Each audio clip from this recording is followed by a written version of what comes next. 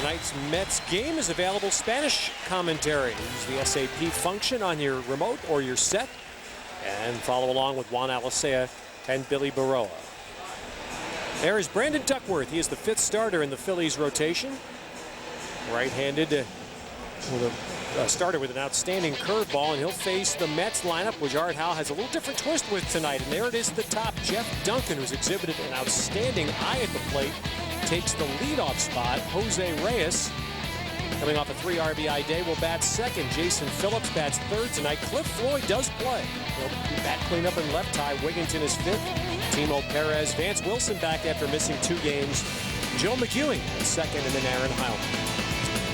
And you see Brandon Duckworth, 14-14 record as far as his major league record is concerned in his last 8 starts. He's 0-2 with 6 no decisions. So the Phillies and Larry Bower are hoping that Brandon Duckworth can get a win against these Mets tonight as the Phillies continue to contend as far as the wild card is concerned.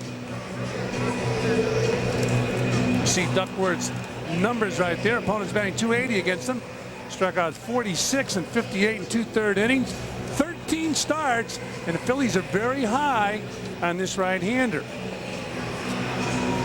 And the defense for the Phillies, it'll be Burrow in left field, Bird in center, and Abreu is in right field. Tyler Houston at third base. Mike Punto is the shortstop. Jeff Thome is at first base. And the second baseman in this ball game is Polanco. Catcher is Mike Lieberthal. He's having a great year and a very good catcher. Yeah, the Phillies are missing the left side of their infield. David Bell is on the disabled list with a back problem, the third baseman, and Jimmy Rollins missing his 4th straight game tonight at shortstop because of a hamstring injury. And Rollins, one of the guys in his ball club that will make it go, although in New York, Nick Punto's playing shortstop tonight, was successful against the Mets. So here we go. First of 2 in Philadelphia. Quick stop here for the Mets. Night game, day game tomorrow, and then off to Montreal. Jeff Duncan, his 12th big league game, takes ball 1. Jeff Duncan in his first 35, and make that 36 plate appearances, has a .500 on base percentage. And his numbers in the minor leagues were solid. He shot through the minor leagues. I mentioned he was in the 7th round. He was drafted out of Arizona State in the 7th round of 2000 draft. I can't believe, Ralph, looking at the tools we've seen in small body work, I admit, but the tools we see that Duncan possesses, that he would last that long. He really has surprised a lot of people in a short period of time. He really has a good idea where the strike zone is. It's sort of important in baseball. Very, very important. and he has good speed. Puts the ball in play. 6'2", about 190 pounds, and he can absolutely fly. So he's taken 2 fastballs, 3-2 now as Duckworth delivers. And there's the ball for walk. That's the 9th walk Duncan has drawn already in 12 games. And, you know, the reason Art Howe made this switch tonight is it was very apparent over the weekend. And it sounds simple, but again, very important. Duncan swings at strikes and takes balls. Reyes swings at everything. He just swings. Yeah, it's funny because, well, you know, the old adage that to get off an island, you got to swing the bat, and that's what they got to do. They're not going to get off that island by walking. Nobody cares about you until you get in a pro ball. Then they say you got to have better eye than that. Well, Reyes has done extremely well. Produce runs. He has 23 runs batted in with just 29 hits. You know, the one thing about what is taking place here in this game today, they have now got runners at positions where you want to have speed and be able to utilize the hit and run and also the steal. And they have with Duncan on first base and Reyes at the 2nd position in the batting order. They have got what they need. If this can work, it's going to be a big help to the team. And it is certainly going to take a while. We have seen the growing pains and Mets struggling, but it's going to take a while for young players to get their confidence in the major leagues. Of course, as you mentioned, Ralph, that good speed. I love good speed first and second hitters. Of course, you like to have all 9 guys be able to fly, but first and second hitters. Years ago, the Oakland A's set a trend with Bill North and Bert Campaneris in their glory years. Duncan back. We may see him try here. The Phillies have not stopped the stolen base very well this year. It's a philosophical issue. Joe Kerrigan, their pitching coach, doesn't like their pitchers to use the slide step. You know, I'm surprised because Lieberthal has a very good throwing arm. But his record against the steal is very poor. And that starts to affect you mentally after a while. It starts off physically, and when you have a lot of pride when you're behind the plate, and believe me, as a catcher, you enjoy throwing guys out at second base. When you stop throwing them out, then you start rushing, and then you deal with mechanical problems.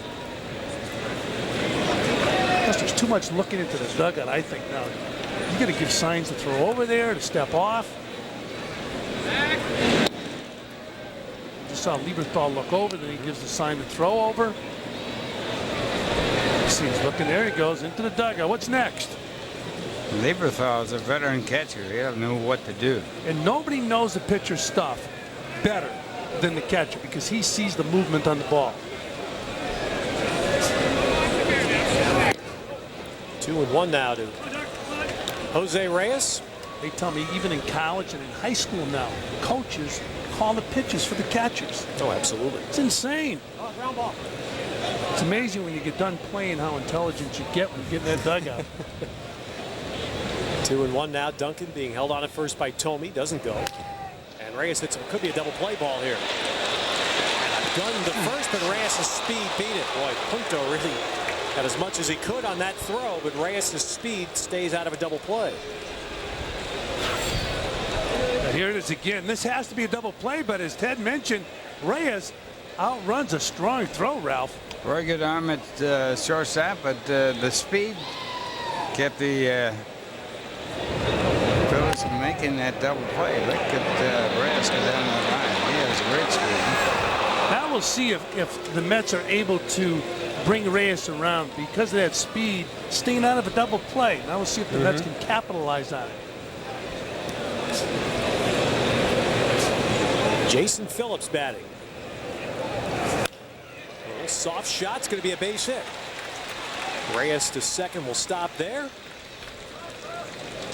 Jason Phillips, whose wife is due to give birth at any day now and is actually here in Philadelphia. So the next 2 days he's okay. He'll be on hand. Good swing right there, Ralph. Phillips has a very good batting average going for himself in this year with the Mets. He's hitting .312 coming to the plate. And those glasses must work. I hope so.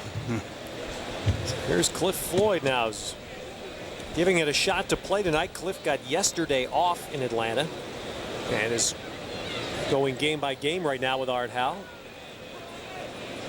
Well, the one thing about this ballpark, it's artificial turf, and that is really devastating on Achilles tendons and leg problems.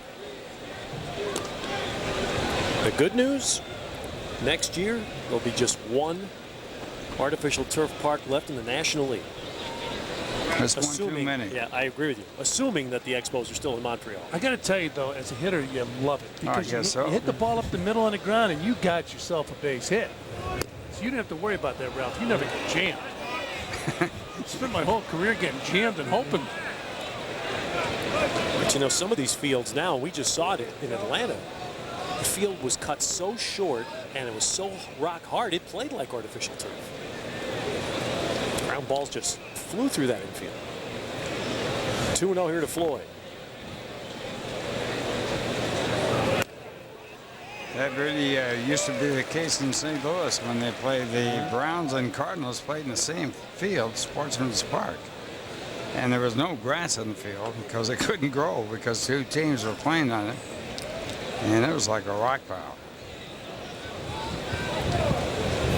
So they corrected the problem. They sent the Browns to Baltimore.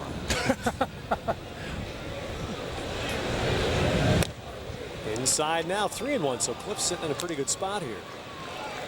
The only problem was that Bill Veeck couldn't go to Baltimore with his team. He had to give it up.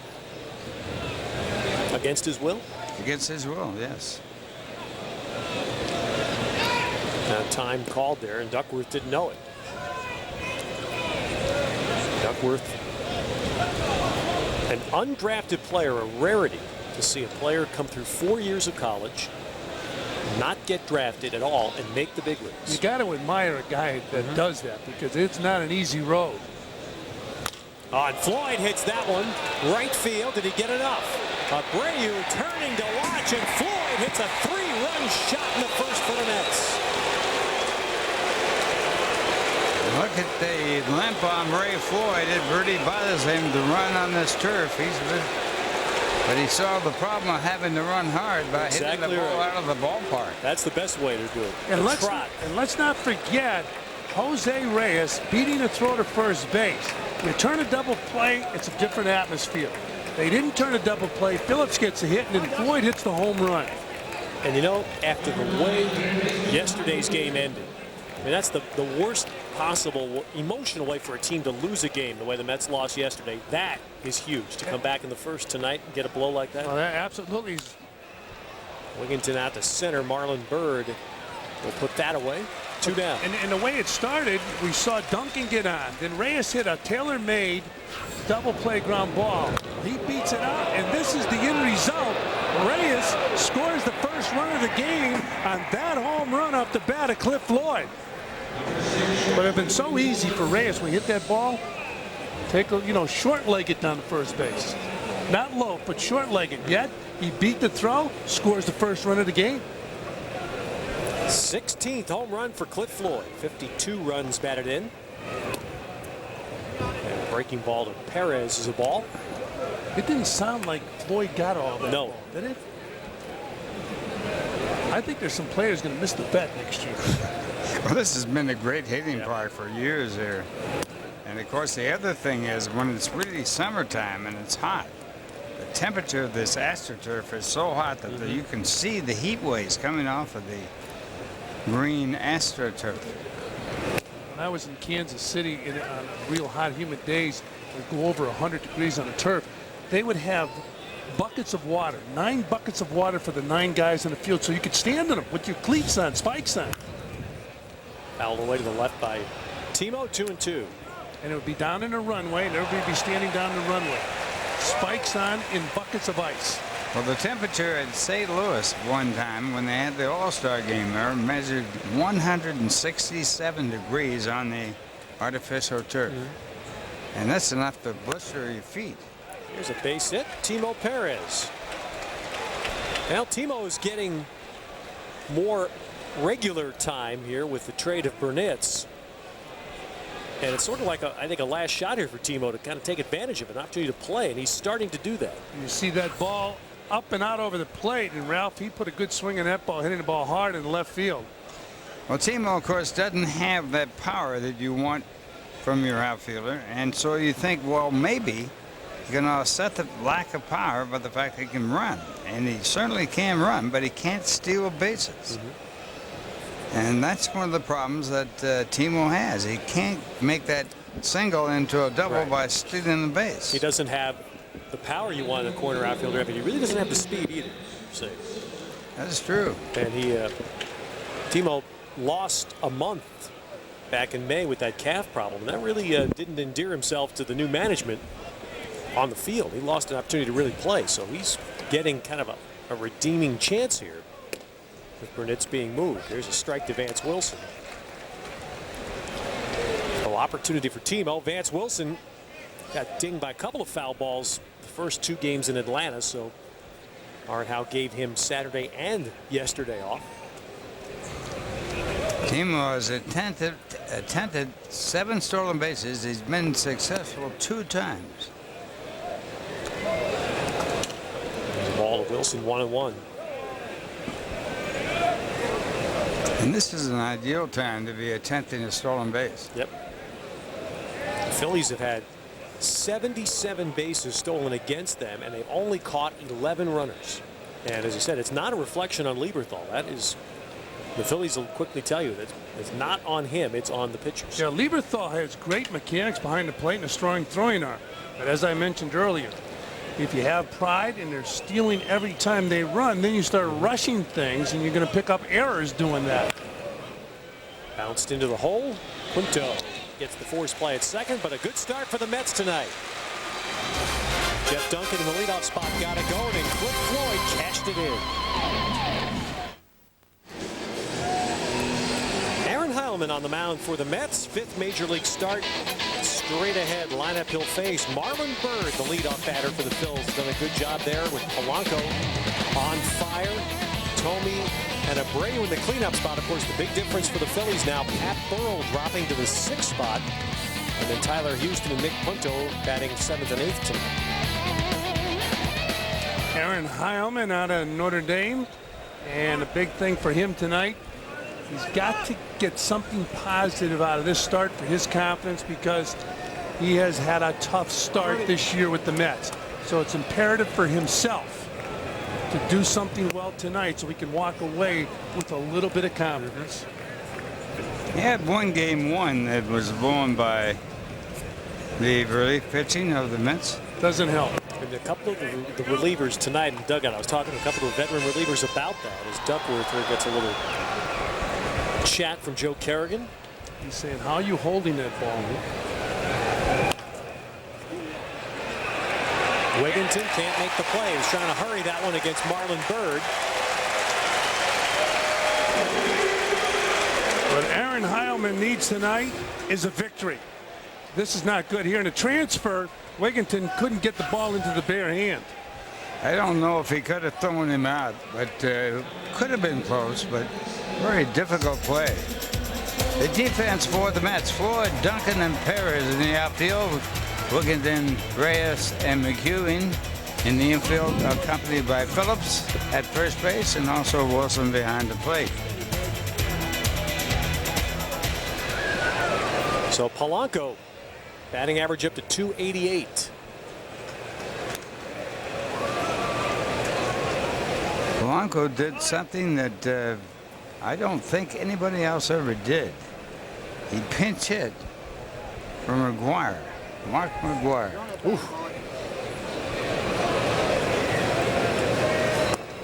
Entering alongside Carroll Hardy. Right? That's right, and Carroll Hardy pinch hit for Ted Williams.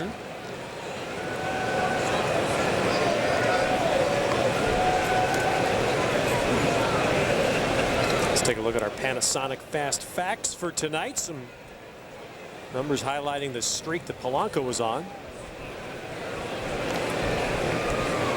Batting over 400. Barry Bonds. Yeah, that Bonds is something, isn't he? Turns 39 next week.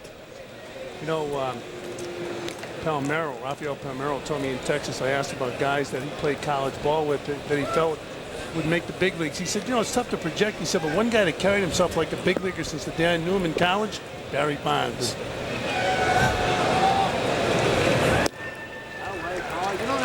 Ball to Polanco now, 3-0. And Barry Bonds came up from Arizona State College, which had great baseball teams, great coaching.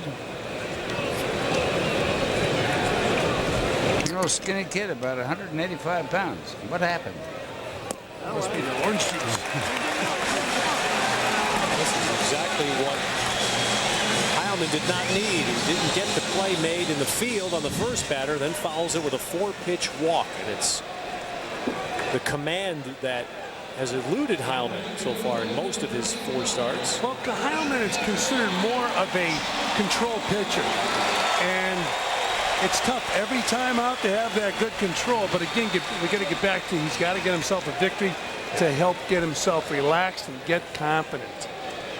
In his senior year at Notre Dame, he was 15-0 as a starting pitcher.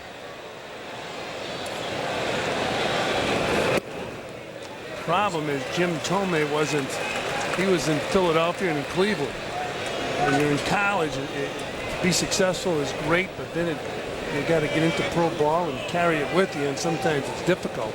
Although he's had a solid minor league career. So now 6 straight balls as Thome sits at 2-0, and again Vance Wilson going out. Now Vern Rule's going to join him. And it's tough to tell a young pitcher on the mound, look, throw the ball over the plate, let him hit it. Your defense will help you out. As you guys mentioned a few minutes ago, the defense let him down at one time. So he feels he has to make that perfect pitch. Sometimes a pitcher feels he has to do everything, and you can't.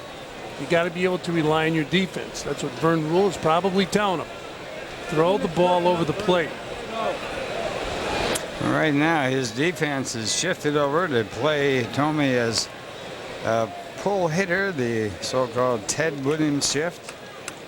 3 infielders on the second base side.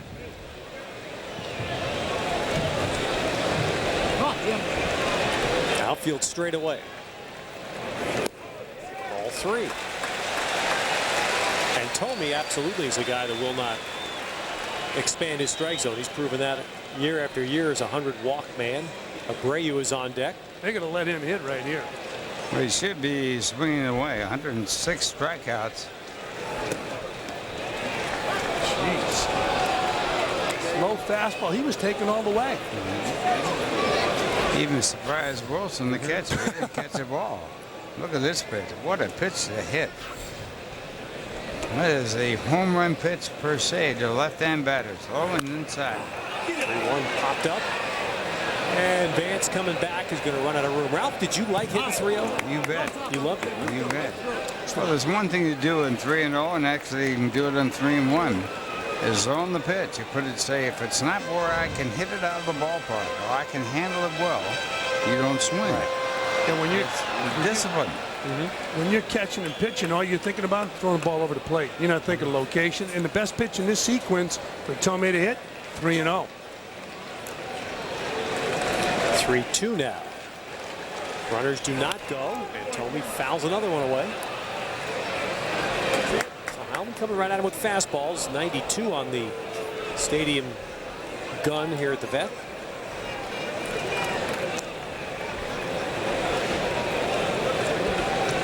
Heilman with less than 300 innings in the minor leagues. That's part of the game today as well. Hold right field, foul.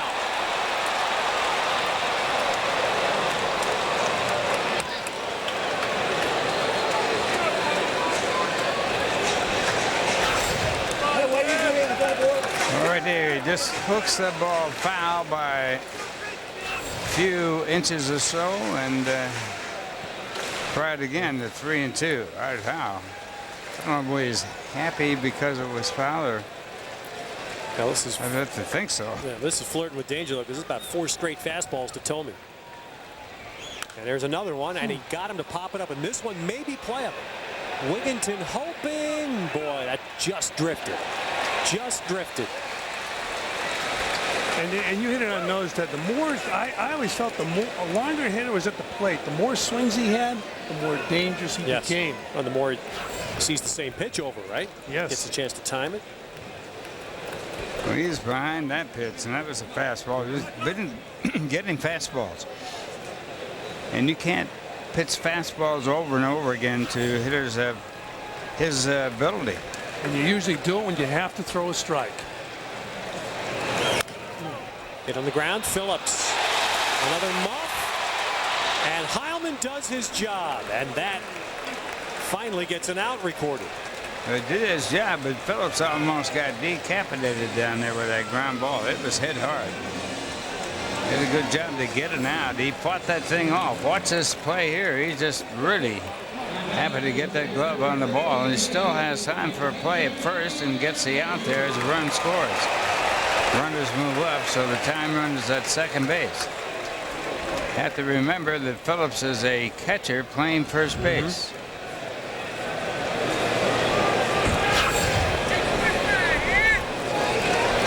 So Abreu will be the batter, second and third here with 1 out.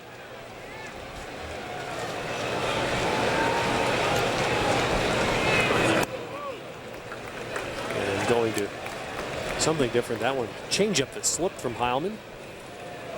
Well, you got a real good left-hand hitter up here. There are his numbers right there. You have a right-handed hitter on deck who's a pretty good hitter.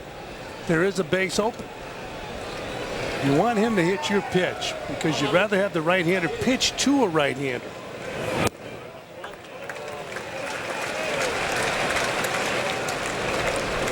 Abreu batting .314 with runners in scoring position throughout his career. You know, it's a dangerous way to pitch here. 2-0. Back to back-to-back guys. Look at the target, right over the hard to play. Oh. Came with a different pitch there. Looked like a breaking ball, and Abreu hit right on top of it. We just have first base open, so we didn't have to give in to the batter. Abreu has been a very consistent 300 hitter. One of the best trades the Phillies ever made. You got him for nothing.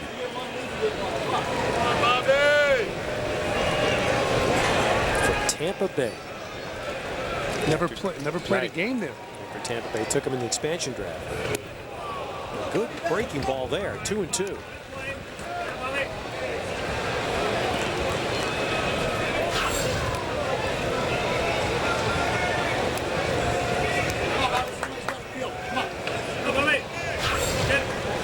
Well, he's thrown that pitch to him twice now. Both of them, Abreu has not been able to handle.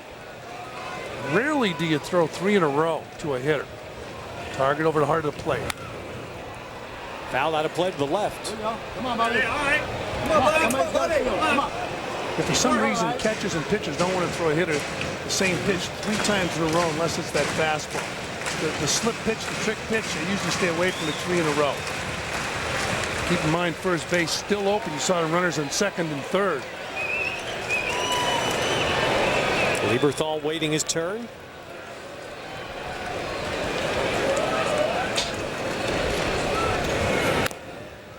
Back inside there, and Abreu fights it off. Abreu had an RBI double and a sacrifice fly against Heilman.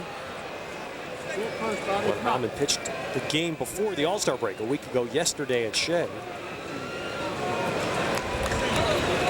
The guy that really hurt him was the guy on deck, Lieberthal. Hit sharply, that'll get 2 home. Abreu will be held to a single by Jeff Duncan, but he drives in 2.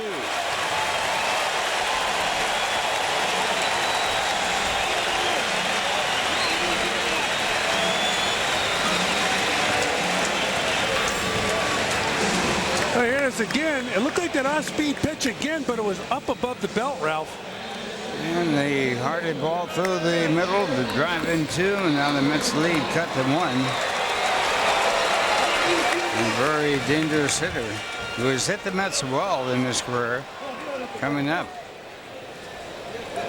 And Lieberthal had 3 RBIs with 2 hits against Heilman at Shea last week. Takes a strike.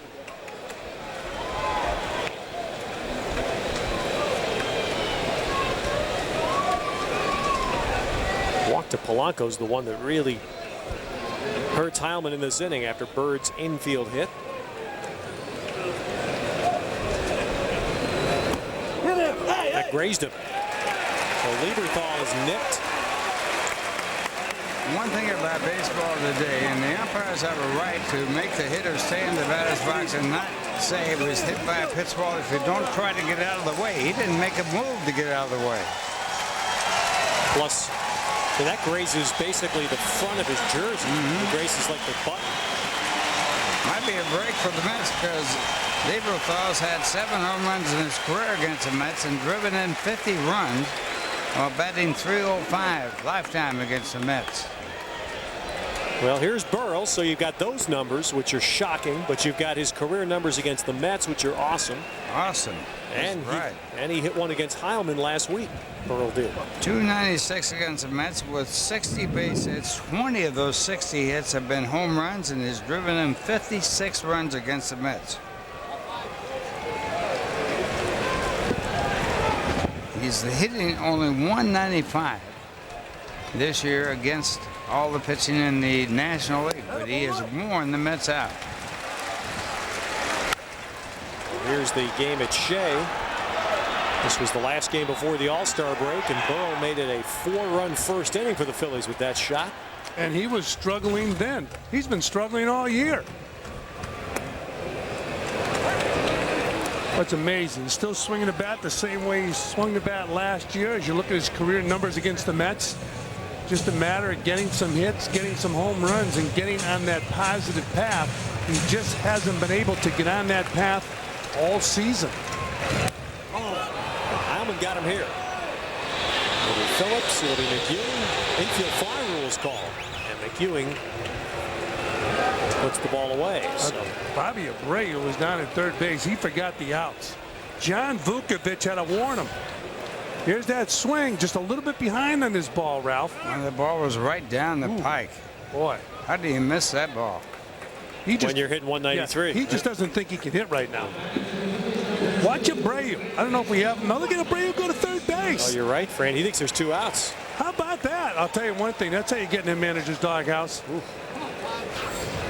And infield fly rule was invoked, which made it even worse. And one thing about Larry Boy, he doesn't take those things too easily. He has a short fuse. You know, I've never seen anybody where a ball is popped up with the infield fly rule called and you get thrown out because you didn't tag up. I mean, he thought there were 2 outs. He was just moseying over to third base. Tyler Houston fouls that one.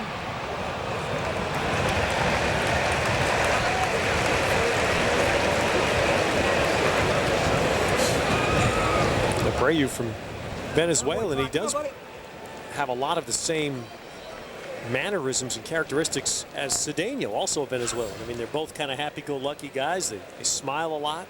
Well, you can be happy-go-lucky and smile a lot, but you don't want to be down there at third base smiling. I understand that.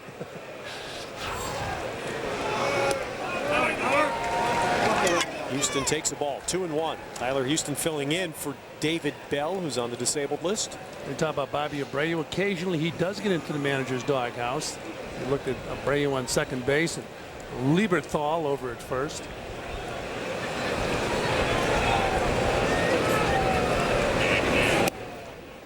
Three and 1.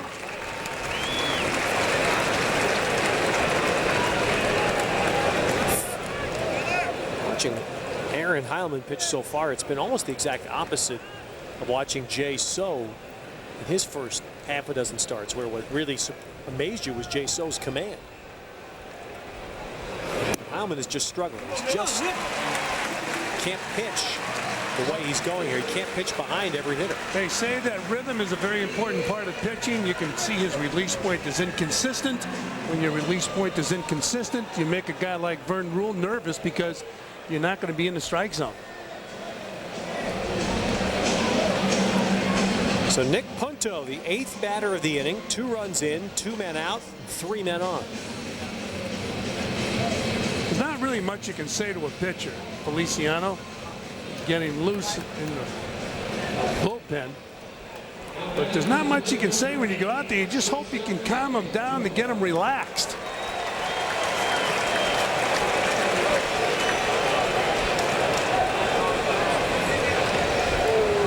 Punto, switch hitter. First big league home run was at Shea last week. Pulls that foul. Hey, boy, be ready here.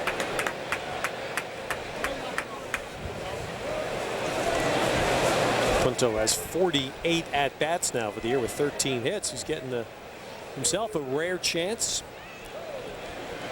I don't think talking to Jimmy Rollins tonight, I don't think he's going to play tomorrow either.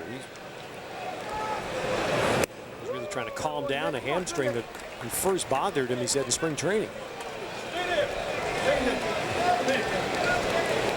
Abreu, Lieberthal, and Houston, the base runners.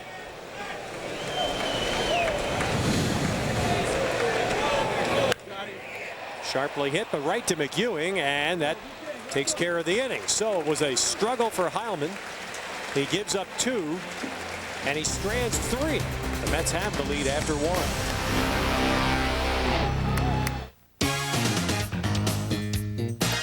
Hey kids, you'll not want to miss the Mets game on Saturday, August 2nd. It's Build-A-Bear Workshop Day. The first 12,000 kids 12 and under attending the 1:20 p.m. game against the Cardinals will receive an exclusive Shea Bear from Build-A-Bear Workshop. For your tickets, stop by Shea Stadium or Keyspan Park. Visit a Mets clubhouse shop. Log on to Mets.com or call 718-507-TIXX.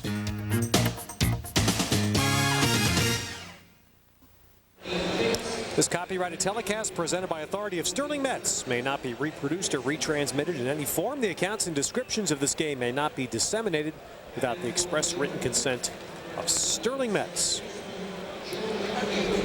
So little tutorial going on, and that's the way it's going to be for the Mets the rest of this season. The Mets started 5 rookies yesterday, 5 rookies in the starting lineup again tonight. That's why it's so important to have coaches that can teach. And for years, that wasn't the case. Today, it's the case. You have well-educated coaches who can interface with the players and teach. Remember, Ralph, when you played, did they have coaches? They had coaches, but they couldn't teach.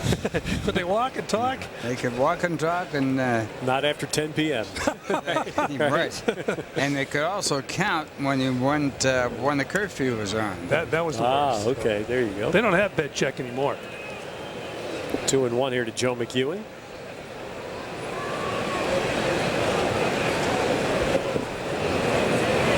And McEwing hits one to left, hit that one well. To the corner, Burrow looking up, and Joe McEwing has his first home run of the year. And how nice that feels to do it in his hometown.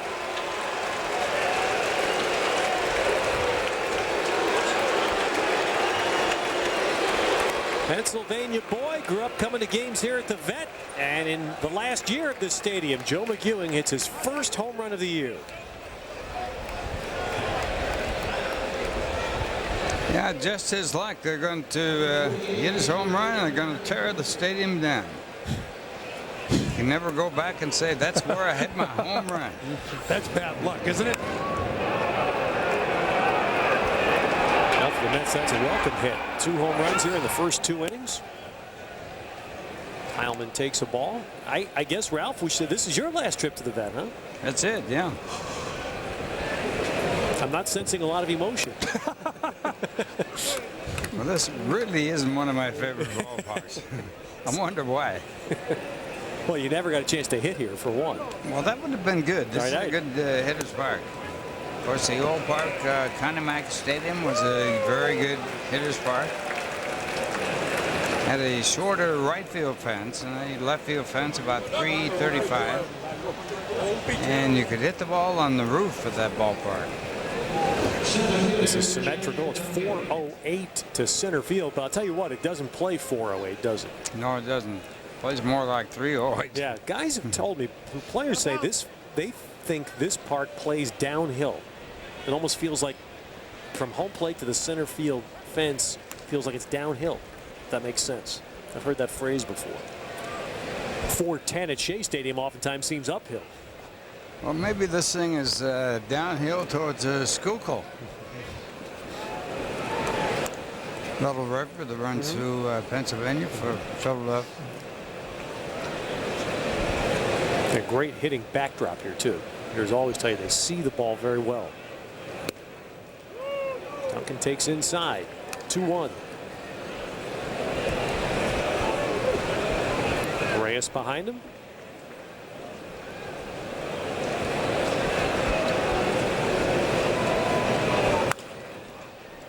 Duncan hits that one to Polanco. And they're 2 down.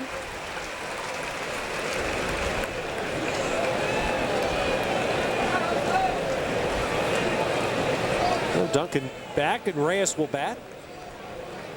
Reyes hit into a fielder's choice his first time. The Mets, if Raul Gonzalez had been in the lineup tonight as he was yesterday, would have had 6 rookies playing. Unbelievable. That flare is going to be caught. Hung up just long enough for Marlon Byrd. But the Mets tack on to the lead, courtesy of Joe McEwing's first home run, 2003, 4-2 New York. The man's got a right to protect his property and his life, and we ain't letting no rancher or his lawman take either.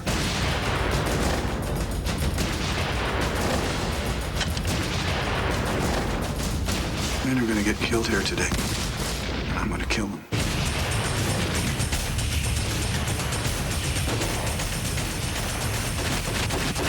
You the one killed our friend? That's right.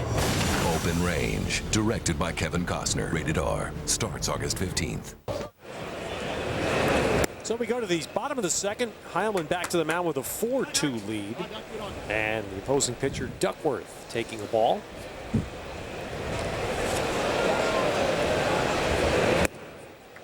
Now Now this is definitely, Heilman got a break there on that call. This is not a situation you don't want to be falling behind 2-0 to the pitcher. So we got a strike there from Joe West to make it 1-1.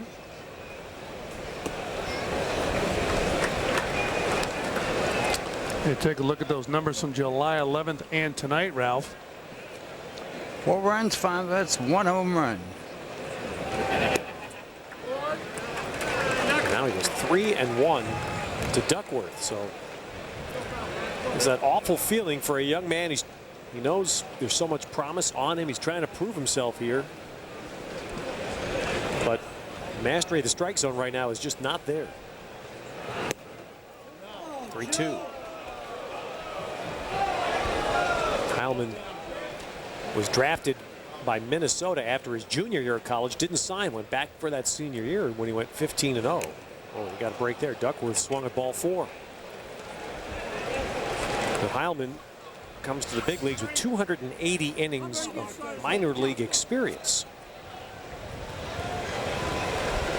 And the problem is, you know, you see a guy like Mark Pryor right here, and you see how well Mark Pryor has done with virtually no minor league experience, and you project that same success onto all kids.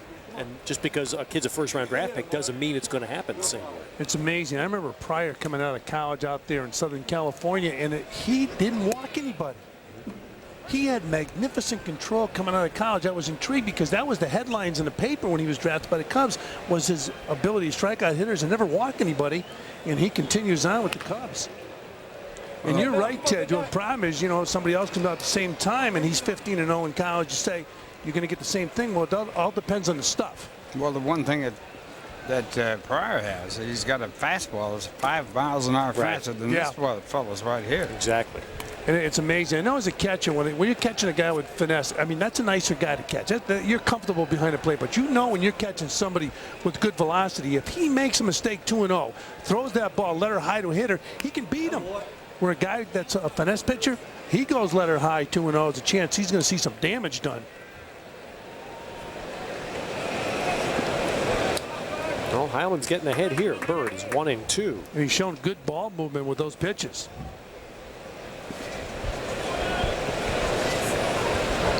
Polanco waiting. Bird lays off.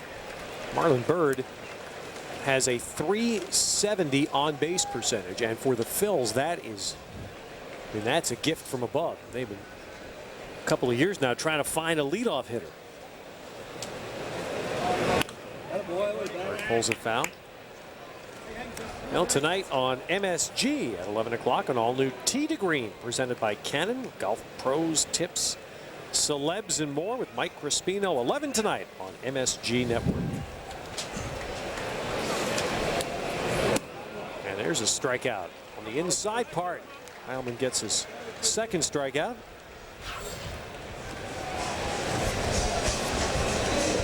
Fastball right in the inside corner, and you saw Wilson move the ball from the inside corner in the strike zone over to the center of the plate. Yeah, Heilman right now is showing good ball movement with all of his pitches.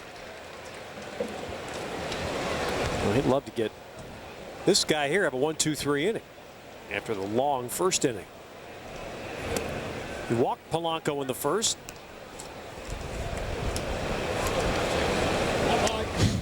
It was a 4-pitch walk. That's one of the things you really can't do. Well, now he's strike 1, strike 2. Different ball game when you do that. Watch his ball movement once again. Last minute, the ball sinks. Good action there.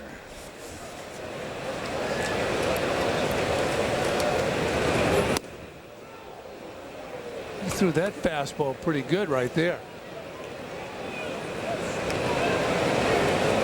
Changing speeds and threw the fastball up high out of the strike zone. We'll see if he goes back to changing off that fastball with that movement. The middle, Reyes to his feet. The gun. Got him. Reyes with a sparkling play. And the arm is what makes it. Hey, take a look at it again. Reyes diving. He comes up, short arm it. MSG delivers New York sports opinions on Angles. Al Trotwood covers the hottest topics in sports from all directions. Watch the opinions fly on Angles, presented by Beck's Beer. Tonight only on MSG Network, the ultimate destination for New York sports fans. In the morning, it's the WB11 Morning News. Helpful, Trapped at the surface. It's a pretty tricky storm. We'll keep you updated. entertaining, R&B's top star is cleaned up at the Billboard Music Awards. informative. Over to the Cross Island Parkway at Jamaica Avenue. At night, it's all the news you can use on the WB11 News at 10. In the morning, the WB11 Morning News. At night, the WB11 News at 10. Look to the WB11 News morning and night. It's New York's news. Get power crazy at the Mitchell Athletic Complex. Watch fast-paced action. Meet the power players. There's fun for the whole family. Join the power generation and experience world-class women's soccer. For tickets, call 866-769-7849 or log on to nypower.com. Get power crazy today. Weeknights, the biggest stars are on the best damn sports show, period. Yeah! Fire in living color. Please welcome Samuel L. Jackson. Armin Electra. Shaq. Arnold Schwarzenegger. I'm excited. It's show business. It's entertainment. Mike Tyson. Am I going to say this? Like the best damn sports show? Yeah! After the game on Fox Sports Net. Jose Reyes, you know he's going to make sparkling plays in the field, but what amazes you is the arm. That to me is what's just been astounding. He's got a great short arm. We talked about that, Ralph. I've never seen anybody throw a ball like a catcher from the shortstop position every time. Watch this. He comes up throwing, and that ball right by the ear, even short arms it even more, but there it goes. And a quick throw to first base, and it was a bang-bang play, and the Mets might have caught a break, but it was exciting. So you get the umpires involved in the action. Look at this. Ball up by the ear. No, he was out. I think he was out, yeah, and it was close enough. That's what the umpire said. Yeah. Close enough. Well, too close to argue. Have you ever seen a shortstop in all your years throw everything from his ear like a catcher? Not really. I can't think of anyone. Even when he goes in the hole between short and third, same way, but he has that powerful throwing arm.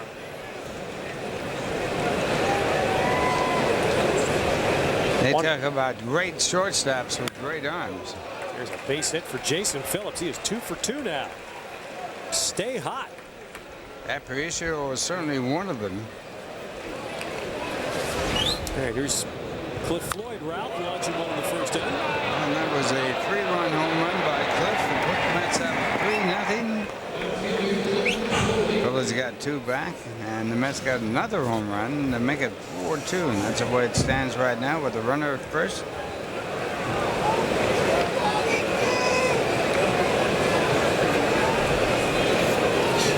So Duckworth going to be thinking here how to pitch to Floyd. Don't want to make another mistake here. Now already down 4-2. So Lieberthal right there coming out of the chute ready to throw. He obviously doesn't know Jason Phillips. With all due respect to Jason. No, you're right. It's not a part of his game. He's probably one of the few guys you don't have to be ready to throw to second base. Well, they're not even holding him on, so the first baseman knows he can't run. 1-1 to Cliff.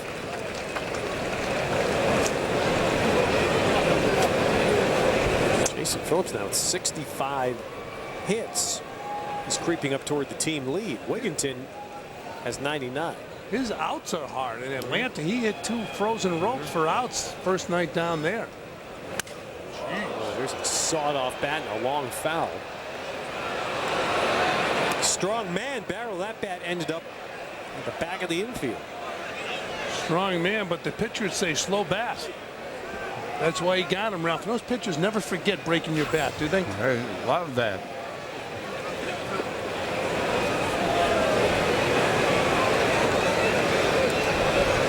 He really did get sawed.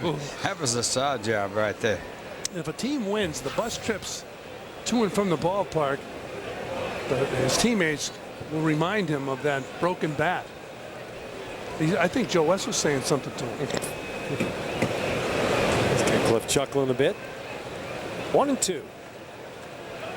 Tony playing behind Phillips.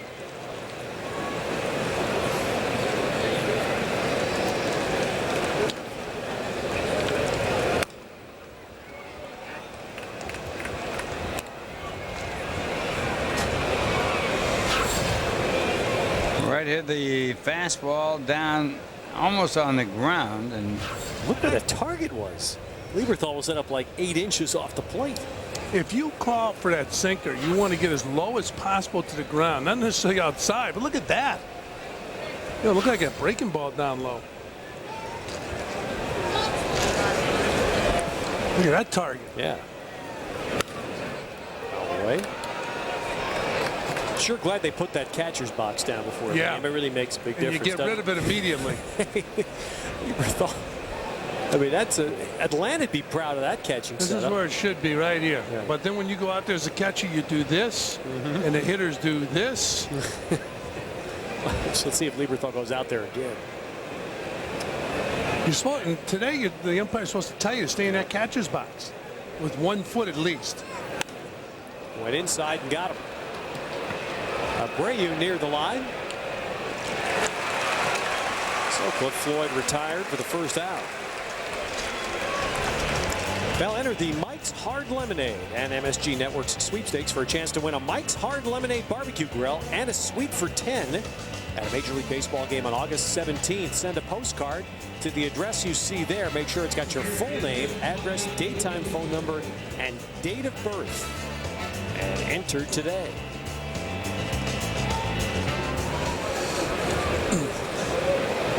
So Ty Wigginton. Next base hit will be his 100th of the year. Wigginton with the stats to be the rookie of the year. He's really putting up some numbers. Next hit will be 100. He's got 44 RBIs.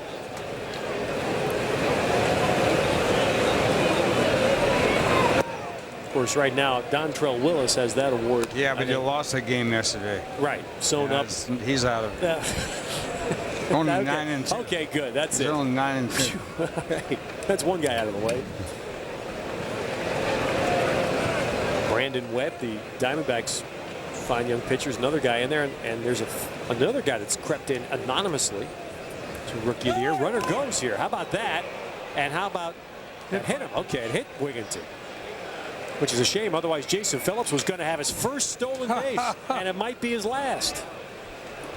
He's attempted one and was thrown out. And now right here, he's on his way. And he would have gotten the stolen base. But it hit the batter, so it's no stolen base. Runners now at first and second. He got a big jump, and now the time clock is set. So Wigginton at first, Phillips at second, 1 out, and Timo Perez the batter.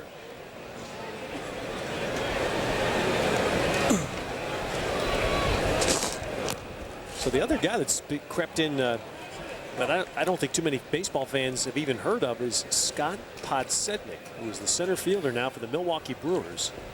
And he's in the top 10 in the batting race. He's impressive when we saw him in New York. Speaking of him, he'll be back in New York with his ball club.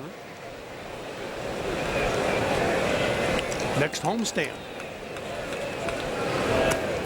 In the dirt, Brewers are going to be in. The Reds are in this weekend at Shea. And then the Brewers next week.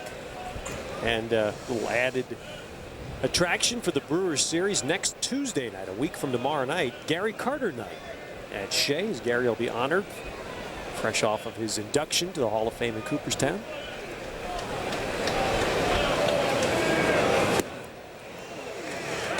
One and two now. Is a Delta upcoming schedule. MSG, that's tomorrow here in Philly, then Wednesday and Thursday in Montreal. Then back to New York, a homestand starting Friday night. So join us at Shea Stadium. If you can't make it out to Shea, catch all the action on your favorite station. Perez base hit, but Phillips went back. He thought that ball was going to be caught. by the second baseman Polanco. So he'll only get to third, and they're loaded up on the hit by Timo.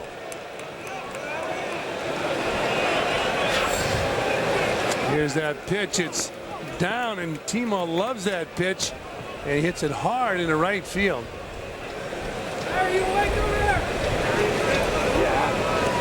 To watch Phillips in the upper left. He did a good job right there. He really can't tell whether that ball's going to be caught, so he's back towards second. But he wouldn't have scored anyway. No way, and that's too short. Yes. And he doesn't want to get doubled off to end the inning. So bases loaded, 1 out. Vance Wilson will be the batter. Just again to finish that reminder about Gary Carter night, which will be next Tuesday, a week from tomorrow night at Shea. Before the Met Brewer game, there'll be an on-field ceremony to honor Gary. First 25,000 fans will receive a free photo of Carter, compliments of Steiner Sports, and that's all next Tuesday night. Of course, Ralph, you're heading up to Cooperstown for your annual visit this weekend with the most exclusive fraternity in the game. And it's going to be another exciting time. Seaver telling me about his table. His dinner every year up there. The worst thing about his table, okay, his table, is all those guys that had all those 300 and some wins and all those strikeouts, 3,000, 4,000, all sit at the same table. Exactly right. And seven. I think it's 7 pitchers, he was telling me, and Carlton Fisk. As Wilson takes a strike, and Tom, the other pitchers don't want any hitters there, he said. So they're always getting on him to get Fisk out of there, but of course Fisk caught Tom's 300th win, so he said, I'm loyal to the guy. He caught my 300th win. No good, respectable hitter would ever sit with those guys.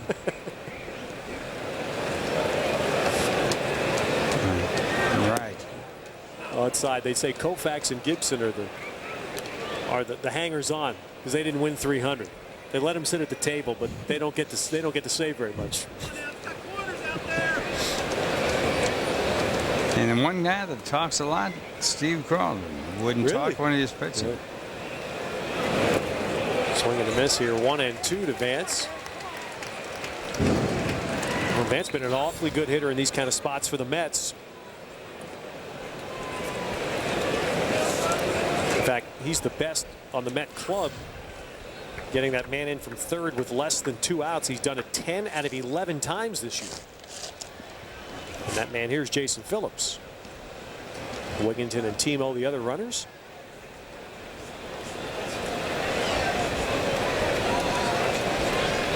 Duckworth thinking strikeout. Phillies infield playing for the double play. Well, let's see if they can turn 2 here. Slowly hit. They'll get 1, but not 2. Wilson beat it out and a run scores.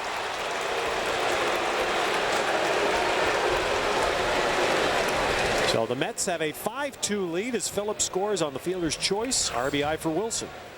Well, it was a round the horn attempt at the double play. Well, Wilson runs well for, as they say, a catcher. And he gets that in that line, stays out of the double play. So the Mets get that big insurance run.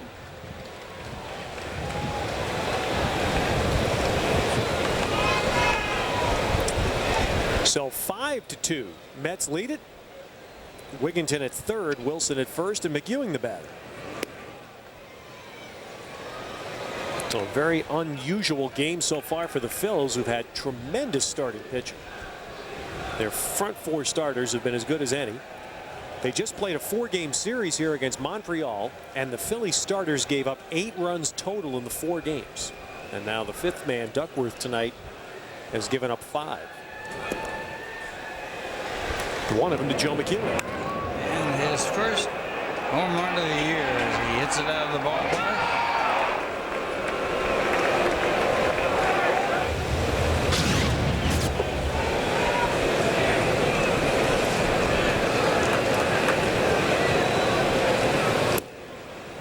Gets a strike with that curveball. Doesn't seem like that curveball has been as good a weapon for Duckworth so far tonight. That's his best pitch. He hadn't thrown this that much. And I'm glad that you called that a curveball, because so many people call that a slider, and it's not a slider. how can you tell that as a hitter? Well, when it breaks that much, it certainly isn't a slider. Okay. The slider's So not supposed to break. It's the up and down break you're It's talking supposed to slide. Right. That's right. It's supposed to have a real tight spin to it. So there's a walk to McEwen. That's not the worst walk in the world. Well, I correct myself. Larry Boa thinks that's the worst walk he's ever seen in the history of the game. Aaron Heilman's coming up. I figured he thought that was okay. I spoke too soon. Larry Boa couldn't wait to jump out of the dugout and make this pitching change. Well, we are in the top half of the third inning, and Terry Adams has come on to take the mound for the Phillies. That was one of the more amazing pitching changes I've ever seen. Larry Boa jumped up the top step of the dugout and called for Terry Adams before he even got to the on-deck circle. Did you? He's livid right now. Did you see the exchange of the ball to Larry Boa? No. There was no, hang with him. He just took the ball. Duckworth walked right off the mound. Nothing was said. It looked to me like Duckworth wasn't a happy camper either coming out of this ball game. Although I can understand Larry Boa right now. You got to take the ball away from him. Nothing was said. Not even a hang with him. Yep. Boa said something to Lieberthal. And I thought Larry walked up the runway when he came back from the mound. Well, he's done that before. He's walked up that runway. He holds a record for the shortest broken with a baseball bat when he was a player.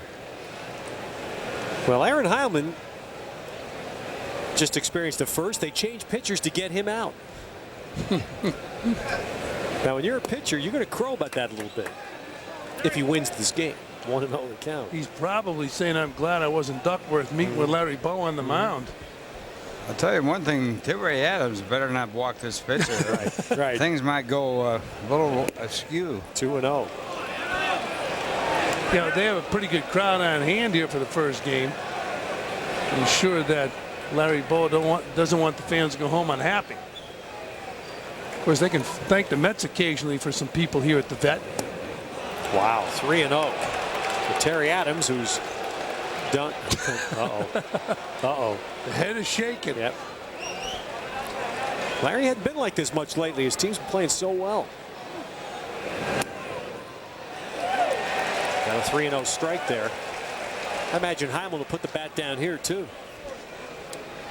I don't think he will be swinging. Yeah.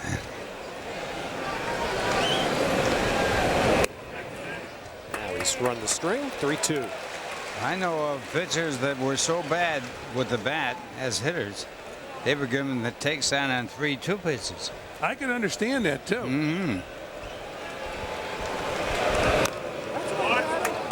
Name them. Come on, Ralph. I'll name one. Preacher Rowe. They gave him the takedown on 3-2. Yeah, you bet. The toughest pitch to throw is that strike when you're facing a pitcher when you're supposed to get him out with the bases loaded. Right. Let's see if Adams can do it again. Heilman put it in play, but that'll put an end to the inning. So the Mets get one more. They leave them loaded. And it's 5-2 Mets, middle of third. Hey, New York. The Mets season's in full swing, so to help satisfy your hunger for up-to-the-minute game info, watch Geico Mets on Deck, a half hour before each game on Fox Sports Net. The latest updates, interviews, stats, and game analysis. Fox Sports Net delivers in-depth coverage of the Amazons, so you're as ready for the game as the athletes themselves. Gear up for all the action with Geico Mets on Deck, 30 minutes before the game on Fox Sports Net.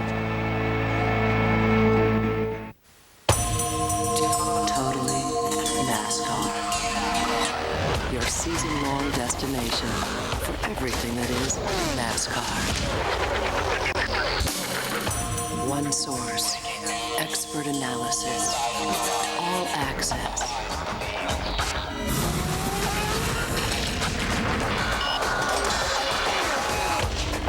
Totally NASCAR. Weeknights on Fox Sports Net. Due to time constraints, we now move ahead in the program. Jeff Duncan carries himself with some poise. I think, Ralph, you hit on it earlier. He comes from a great program at Arizona State, and he just Looks like he just gets his glove under that ball at the very last second.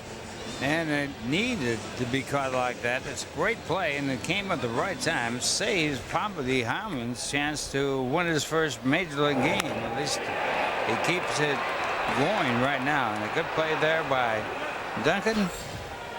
And he's happy. Should be. The Mets are happy. I mean, that's, there's no other way to say it. What he's done in center field in 12 games, the Mets haven't had done out there in a while. And they signed Roger Cedeno to be the leadoff guy, the on-base speed guy, and it turns out that Duncan and Reyes have had a chance to do that. As Cliff Floyd lines this to right, and it's a base hit. First pitch from Turk Wendell, and Floyd has himself a leadoff hit. Well, Turk, a game player that played with the Mets and did quite a job. The Mets was traded to the Phillies, and really, I think, with fond thoughts about Wendell pitching for the Mets over the several years he was there. Started his career in the Cub organization. Facing Wigginton. I'll tell you what, there were a couple of years there where it was not an official Met game until Wendell got up in the bullpen. And he got up a lot, and he threw slider after slider after slider after slider. And paid the price for it. Bad arm. Now making a comeback. And a strike there, 1-1. So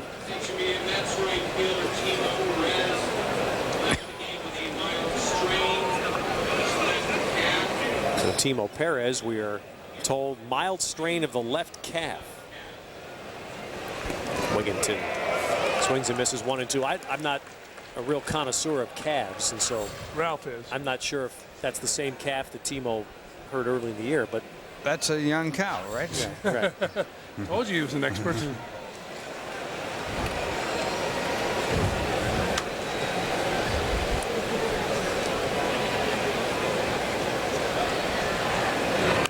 Wigginton, boy, he got tied up in an ugly looking swing there, but he is going to, I thought he beat that out, and that might have been an even up call. Art Howe's coming out. He doesn't like it. Polanco thought he was safe on a ball earlier in the game when Reyes threw him out, and Wigginton thought he'd beaten this out. Paul Emmel is the umpire.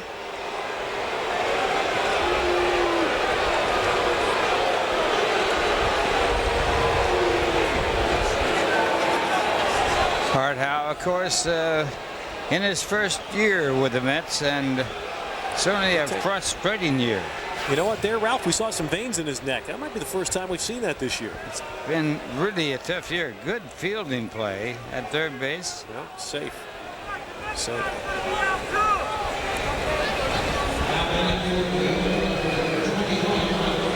Foot is on the bag, and the ball hasn't quite settled into the pocket of the glove. But, as we always say, Paul Emmel doesn't have that. He doesn't have super slow-mo to look at, so that's one of those that's, you can't get an umpire when it's that close. Oh, no. So Gonzalez bats for the first time in Perez's spot.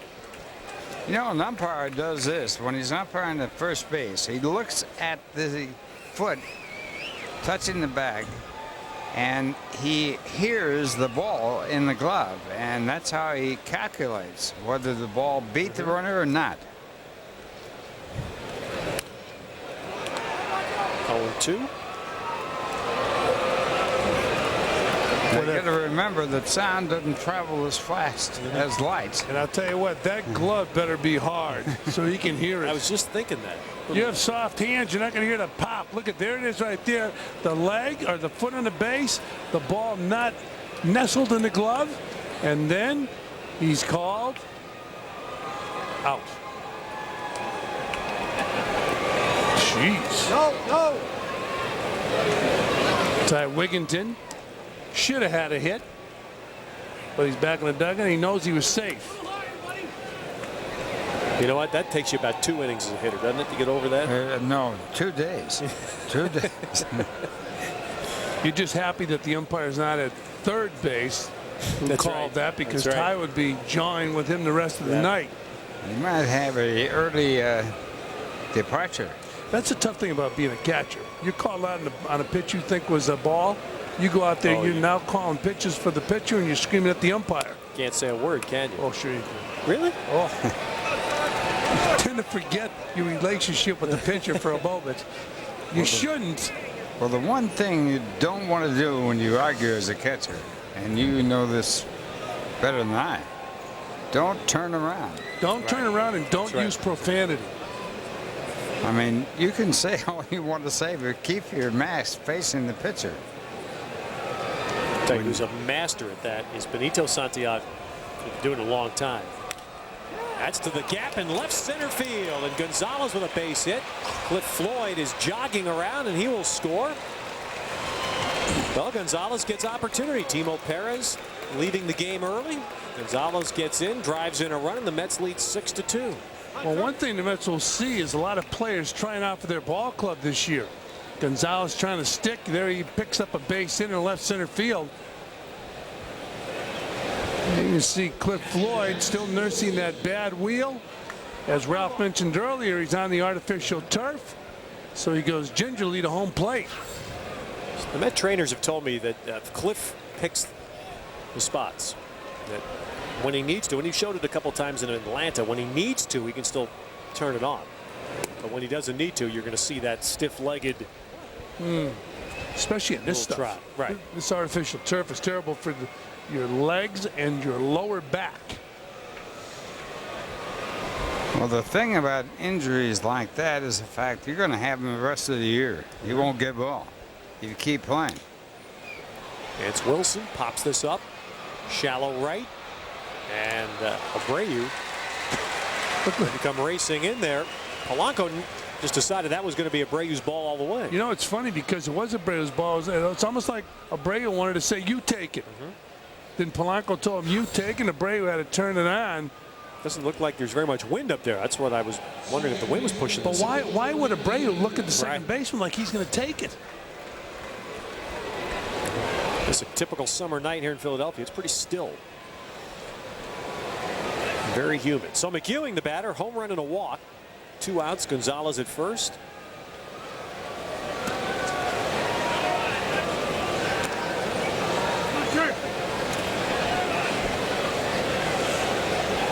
Well, in spite of the fact that McEwing hit a home run in this ball game, the outfield is still extremely shallow.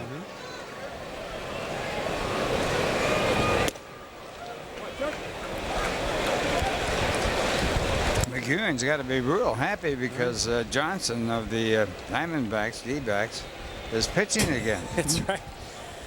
That's right. The Mets will be in Phoenix a couple of weeks. What his record against one of the great pitchers of all time. Just wore him out. Triple after triple. He's the only guy on the Met team that hopes Johnson pitches that series in Phoenix, right? In the whole world. He's the only guy. So he knows he's going to get 4 ABs that day. Come on, kid. Come on, Turk. Nice and quiet. 2-1 here. 2 outs. Heilman is on deck.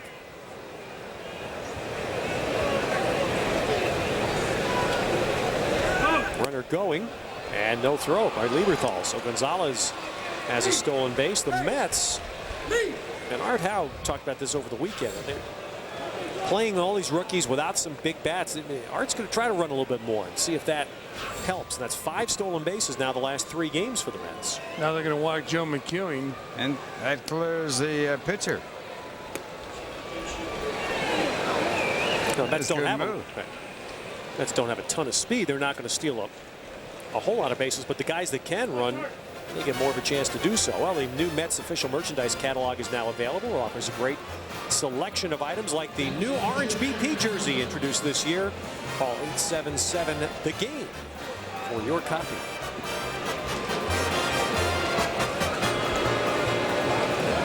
So Heilman bats for the second time with runners in scoring position.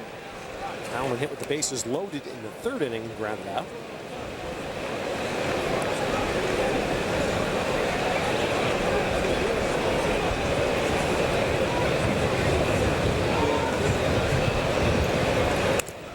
fact, we were talking, Ralph, about the number of games Turk Wendell pitched in for the Mets. He is the fastest Met pitcher to reach 50 appearances in a season.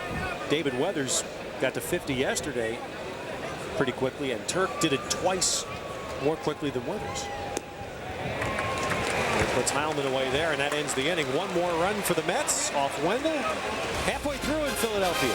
6-2 New York. There we go to the bottom of the fifth, and at the vet, let's go to Matt Loughlin.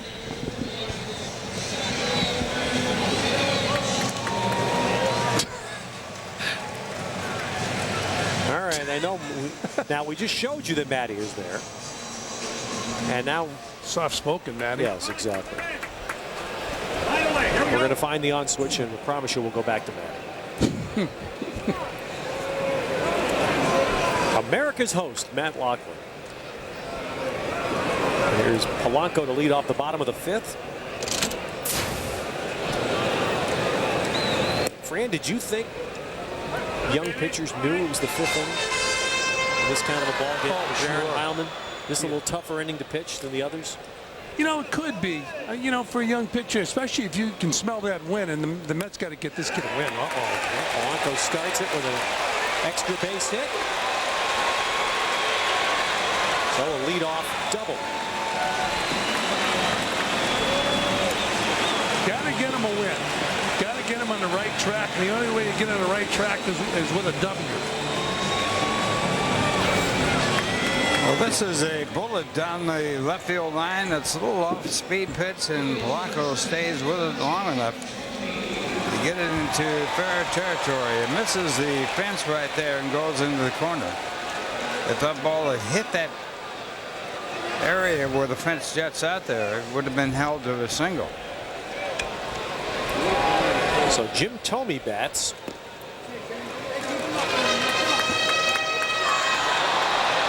Thome with a ground out to first and a strikeout.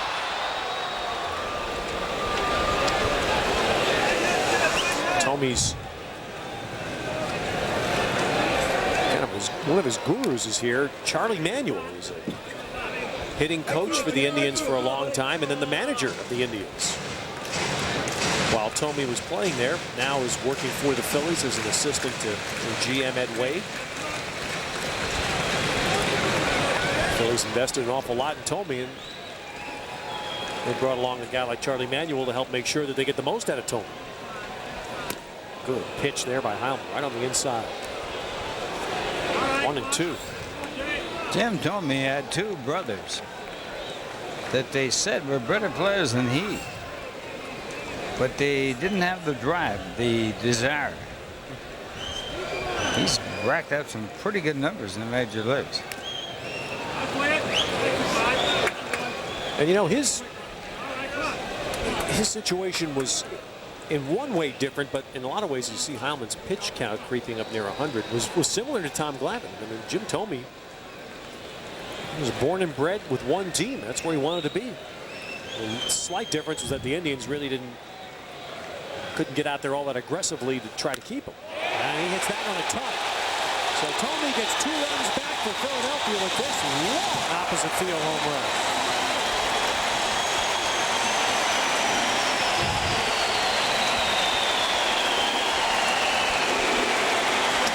Home run of the year.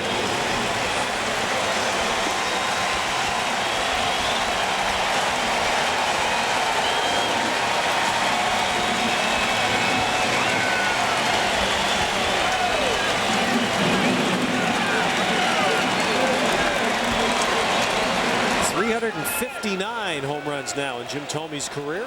Boy, when he gets his pitch, although first time up he missed a couple of his pitches, but right there, he got his pitch. He hit that ball a ton the other way, similar to the ball he hit at Shea Stadium when the Phillies were last in Flushing, when he almost hit the sharp sign in left center field. You know, that's right. That's a similar ball.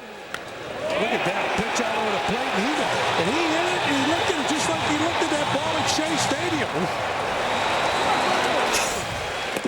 Remember, he hit that ball just off the sharp side. Yes, exactly. That was a crush shot. So was this one here in Philadelphia. Well, he hit 52 home runs last year. Challenge now for Heilman to settle down. He still has a 2-run lead. Well, to get through this inning, this will probably be his last inning. You know Eldon Hawker? Yes, I do. He was quoted as saying the one guy that reminds him of Lou Gehrig is Jim Tomei. That's interesting. He's built like him. Eldon Hawker, a submarine pitcher for the Tigers and many other teams, but he knew what he was talking about, and he played in that era. He played against Lou Gehrig and Babe Ruth. This to me is tough for any. And the biggest thing for success in the major leagues is how you react to adversity. Heilman came back and got a strikeout after giving up a long home run. I think that the key to success as a hitter, Ralph, and you were a very successful hitter, is to be able to wipe out the failure in your last at bat and hit your next at bat. Some guys are bothered throughout the game. What I like about that, he got him out with a changeup. Yes, exactly. I was going to say that, Ralph. He's thinking. I mean, he's not worried about the home run. He's thinking about how do I get this guy out. He's got to get that W for himself. I mean, it's very important for the Mets, but for this right-hander, get that first W. But you said, Ralph, to get a tough hitter out with a changeup.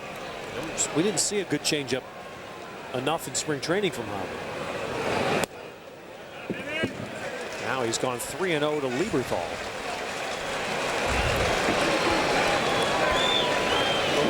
And Burrell on deck. Lieberthal gets on. Burrell's the tying run.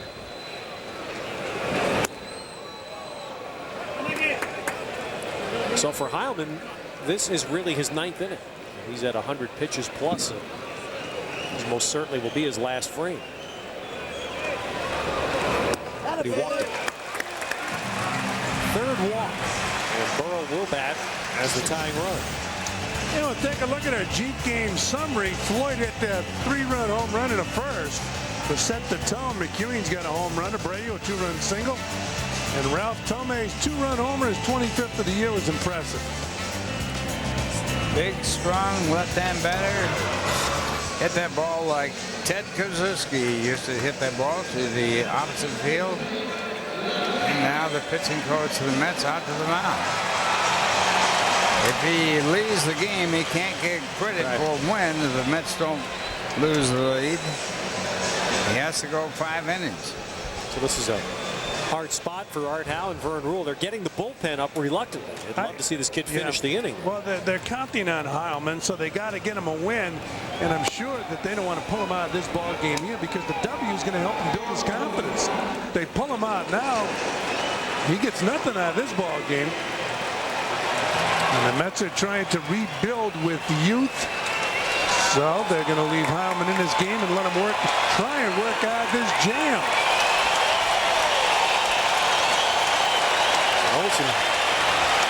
Some noise here at the vet. Nice to hear this. The Phillies play has gotten these people excited. Earl takes the ball. They got that new part coming next year. In fact, that's what Matt was going to talk about, I believe.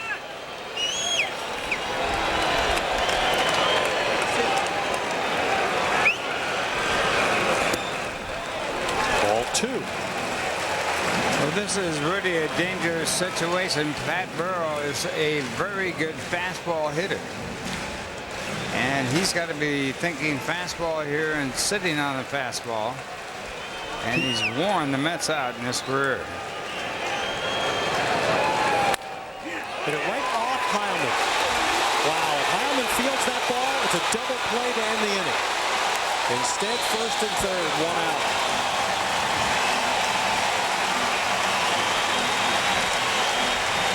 And that's exactly what Heilman wanted. He had Burrell reaching for an outside pitch. That ball got back there pretty quickly. And they're checking to see if he's okay, and I guess he is. But the carom was not beneficial to the Mets. But they got to leave him in there and let him try and pitch his way out of this if he's healthy. I don't think he's hurt. The ball's hit off something and just shot over into the vacated spot at second base. Take a look at it again, that artificial turf. We talk about how that ball, well, looked like it hit off his glove, didn't hit off his body. If anything, it did some damage to his hand. Well, they're going to have him throw.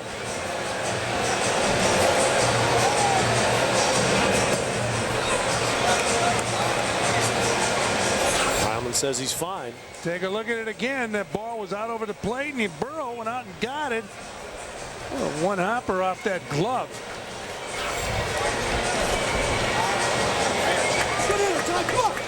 Sometimes that ball can come back at a player and sprain the hand, even though the glove is on that hand.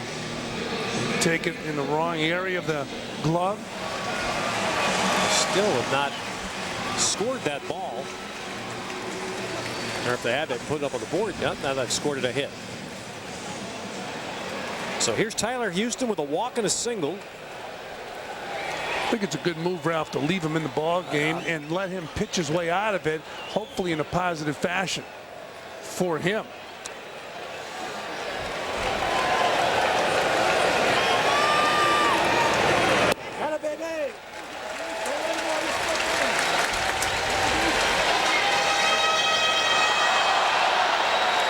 Just the bottom of the fifth for this Mets hopeful. Still looking for his first big league win. It's become a tough inning. That ball is foul. 1-1.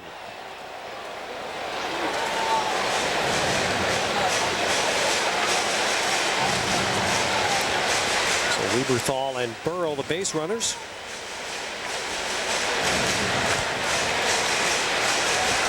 Wheeler now ready in the pen.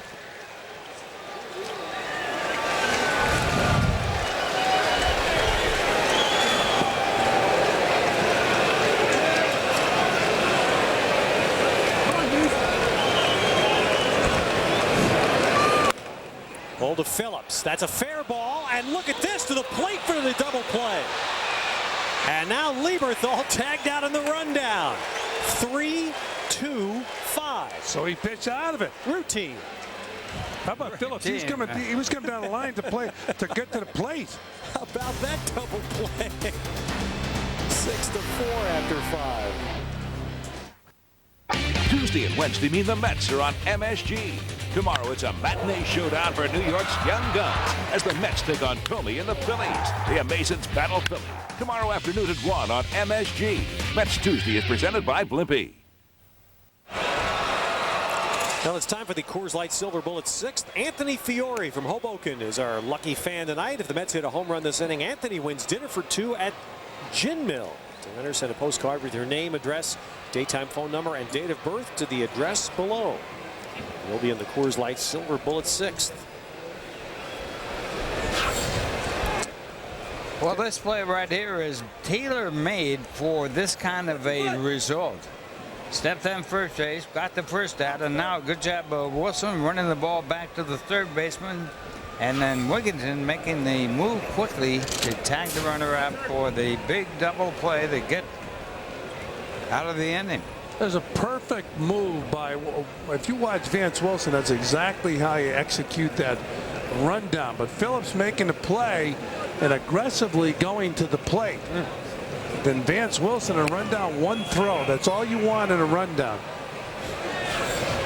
Watch this. You see the ball hit to Phillips. He tags first. He's aware of the runner coming down from third. Now watch Vance Wilson. He shows the ball to the third baseman. One throw. Wigginton applies the tag. It's over. Well, that was excellent execution by Vance Wilson.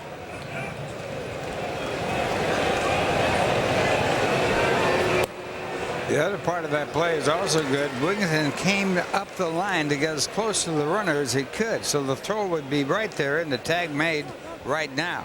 And you hear, and the third baseman will yell now as he moves towards the runner. And when you flip it, that's all it's going to take.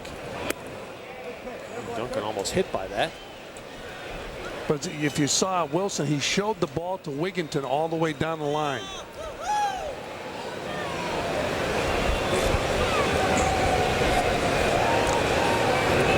Well, that play took a lot of air out of the Phillies, and they got Heilman off the field after 5 innings with the lead. Here it is again. Now you see Phillips throwing to the plate.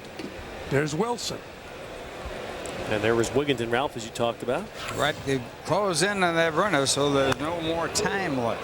Thing is, and the only way you can really get out of a rundown, unless someone throws the ball away, is you get close enough to the infielder. When they release the ball, turn as quickly as you can, make contact with the infielder in the baseline.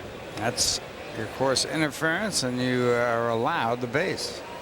That takes a little bit of practice. And luck. And bad execution on the part of the defense. Right.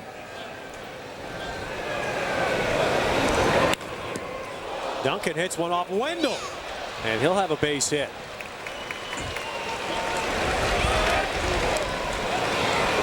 So the Mets have a leadoff man on here in the 6th, and now let's go to Matt Lockwood. All right, Ted, as I was saying earlier, this is the last year the Phillies will be playing at Veterans Stadium. Brand new ballpark being constructed across the way. Earlier tonight, I took a tour. We'll present it for you on tomorrow's Geico Mets on Deck. Where that crane is will be where home plate is. So this is a view from left field. It'll seat 43,500 fans. About half of those seats, 20,000, will be at ground level or below. There's a model of what it will look like when it's done. The bad winter and the wet spring has certainly impacted the project, but I was assured by the project manager that next April, when the Phils are ready to go, that ballpark will be open. This will be demolished sometime during the winter. And again, tomorrow on Geico Mets on Deck, we'll have the full tour of the new Phillies ballpark for you. So be sure to join us tomorrow afternoon. Back upstairs to you guys. You're going to knock this one down before that one's finished. I don't know about that. Well, that's what they did in Cincinnati, too. This past winter, they took Riverfront down before the opening day because they needed it for parking. The football stadium, which is opening up in about a couple of weeks, I guess, right across the street here, is just gorgeous.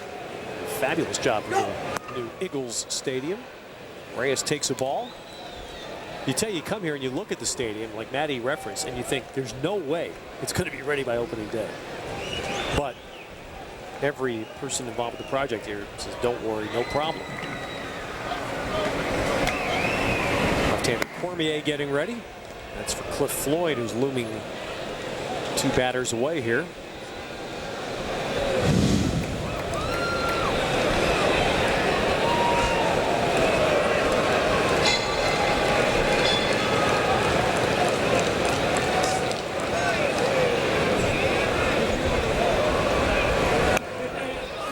Bunts that one back and out of play. And that was really a bunt for a base hit. That was not a sacrifice setup right there.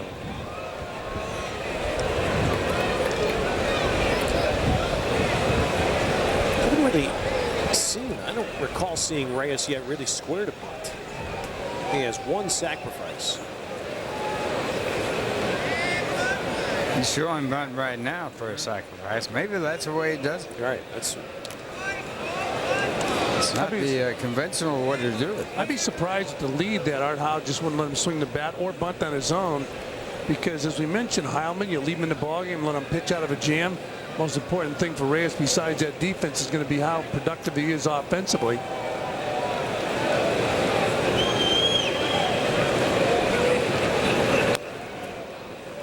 1 and 2. He must have been bunting on his own. 2-run lead. Yes. Well, he looked like it was pretty a bunt for a base hit. It's funny, you hear more and more people talking about the young players with the Mets. They're going to make their mistakes. It's going to be growing pains, but there is a different energy to the ball club.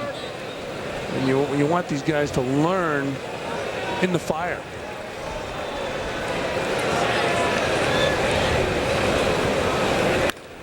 Double play ball. Nope. Well, I'll tell you what, this kid's fast enough. Yeah, it's hard to double him up. Jim Duquette told us the other night on Fox that Duncan, who I think can fly, would be second to Reyes. Watch him go down that line. He beats his throw, and he beats it easily to first base. This is a tailor-made double play ball, Ralph. And the execution was very good. Not even close at first base. I thought a very important part of this ball game was in the first inning when the same thing happened. Reyes beat out a throw to first base on a double play ball. That double play just depresses a ball club. Yet Reyes beat the throw in the first inning. Lo and behold, Phillips reached base. Floyd hits a home run. Different ball game. They turn a double play. not so sure the atmosphere in that inning is different.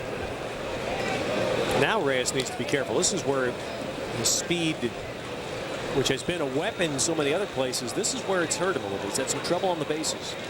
Yeah. Base running mistake in the first inning. Oh, Phillips erases that with a long drive to left, and Jason Phillips hits a 2-run homer, 8-4 Mets. Boy, that ball was hit. All right, Jason Phillips' 7th home run. He hit one yesterday in Atlanta. He's going to pass Reyes the way he was going around those bases. He thought Reyes was Cadillacing. Somebody just threw that ball back in, and I mean, that ball landed around the infield, so whoever it is, sign him up. Absolutely. But Phillips goes deep, but watch that. Hanging breaking ball. He crushes it to left field. A 2-run home run, and it's now 8-4. And again, Reyes beating the throw to first base in a double play ball. He scores another run. That's twice tonight. Both times on homers. Cliff Floyd in the first inning. Phillips here. It's funny, you know, a lot of times you hit a tailor-made double play ball and you short leg it to first base and it becomes a double play, but Reyes has beaten a throw twice and has scored twice. And I bet tomorrow in the paper you won't read about that. No. Cliff hits one high to center field, but room out there for Marlon Byrd. And they're 2 down. But it is so very important, and Reyes has proved it. You see the 7th home run of the season for Phillips, who's played excellent baseball since coming to the big leagues. But Reyes again on an out helps the ball club twice tonight. I always thought there should be a mandatory segment on every highlight show and a little section in the papers that cover baseball every day, not in the box score. For the fans, that are serious fans of the game. Casual fans don't care about that stuff, but serious fans do. Well, the manager certainly would care about it. Well, I understand, right? But I'm saying for the serious fans, the little things like that. Well, that was, to me, tonight, that's been very important because it was the first inning when he did it. Well, it's a difference of 4 runs. And but it changes the atmosphere. If they turn a double play, you know, Phillips gets a hit. Who knows how wired they are. Phillips does get the hit, and then Floyd hits a home run. Instead of 2 outs, there's 1 out. Instead of a double play, it's 1 out and a man on first. But it's tough, you know, to applaud it because you're just not going to hear it in the dugout except from the manager, the coaches. But that guy did something that's glamorous. A home run. Boy, he's been hitting the ball hard. You're right about those glasses, Ralph. There's strike 3. Oh, wait, Wigginton. He is not having a good night. He thinks they're all up against him in blue now. He gets called out there, but Phillips gives the Mets a 4-run lead. Hey kids, come spend your summer nights at Shea. Don't miss Tom Glavine Bobblehead Night on Saturday, July 26th. See the Mets battle the Cincinnati Reds at 7:10 p.m. The first 12,000 kids 12 and under will receive a Tom Glavine bobblehead, courtesy of State Farm Insurance. For your tickets, call 718-507-TIXX or log on to Mets.com.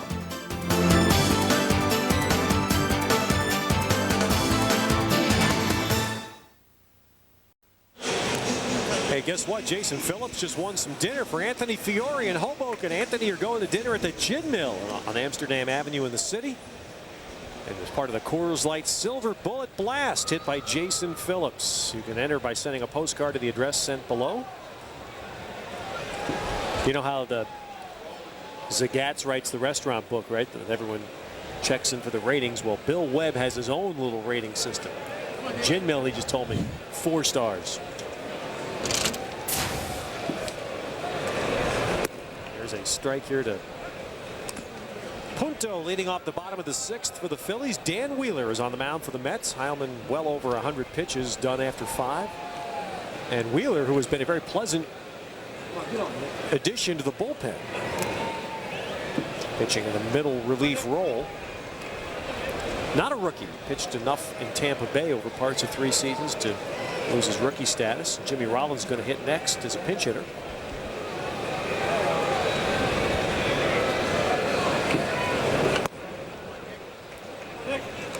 Wheeler pitched 2 2/3 innings in Atlanta Saturday, very calmly. There's the newest Philly, Mike Williams, the Pirates closer. The Phillies picked him up in a trade the other day. He's going to get a game in here for the Phillies. quote book tonight from Tri-State Consumer Auto Insurance. Phillies picking up a guy who was an all-star last year as a closer. He's going to be a setup guy here. Got to put an asterisk up there, though. He was an all-star because nobody else on the Pirate team had a good enough year to go to the all-star game, and you have to have a representative from each club. But he has put some pretty good numbers up. He started his career with the Phillies, and now is back as a starting pitcher. Joe McEwing throws out Punto here, and there's one away.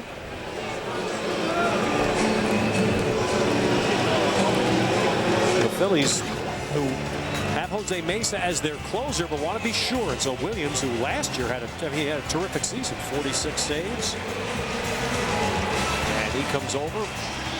Left-handed minor leaguer goes to the Pirates. And he's going to be like Benitez. He's going to be a setup man, not a closer. So he's gone from a closer to a setup man. And although Mesa is not Rivera, so the problem they face here is if Mesa has any slip up at all. He's bigger than Rivera. That's right. But people are going to hear. It'll be a little more willing, I think, to say give Williams a chance if Jose Mesa has any struggles. Jimmy Rollins here, the pinch hitter. Rollins with a tender hamstring. Said he first hurt it in the spring, then tweaked it again just before the All-Star break. He played Thursday night in the first game, but then said he just needed to take some time off to get it ready. He's out here on strikes. So Rollins out. Once you mess with those hamstrings, boy, they just bite you all season long. Although that slider right there took a bite out of Rollins more so than a hamstring. How about Griffey with his problem with his legs? He's out again for the season. Well, once you started, I was worried about Jose Reyes when he had that problem going into spring training. And it did jump up and bite Reyes once during the year at Norfolk. It has not. And here with the Mets. Right, once, although they caught it in time. There's a shot. Reyes with a stop. And Reyes with the throw. Jose Reyes with another gem to steal a hit from Bird. Mets are playing some defense tonight. What you gonna see at a Liberty game? What you gonna see? What you gonna see? Pure heart, pure fun, pure shout it out. Liberty, New York, Liberty. Pure hustle, pure passion, pure basketball. Come and see Liberty. Check out the Liberty McFamily Plan. 4 tickets, 2 Happy Meals, and 2 large sandwiches starting at just $45. Available through Ticketmaster using code TMCF. Come and see New York Liberty.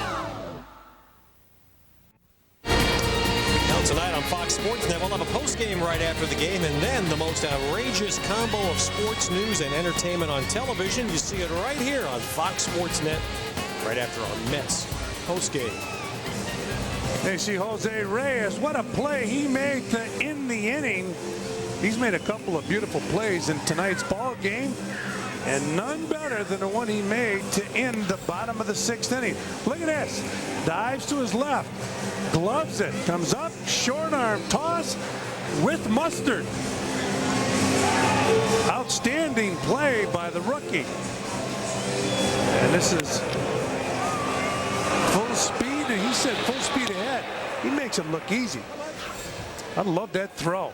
You know, there's been nothing more rewarding.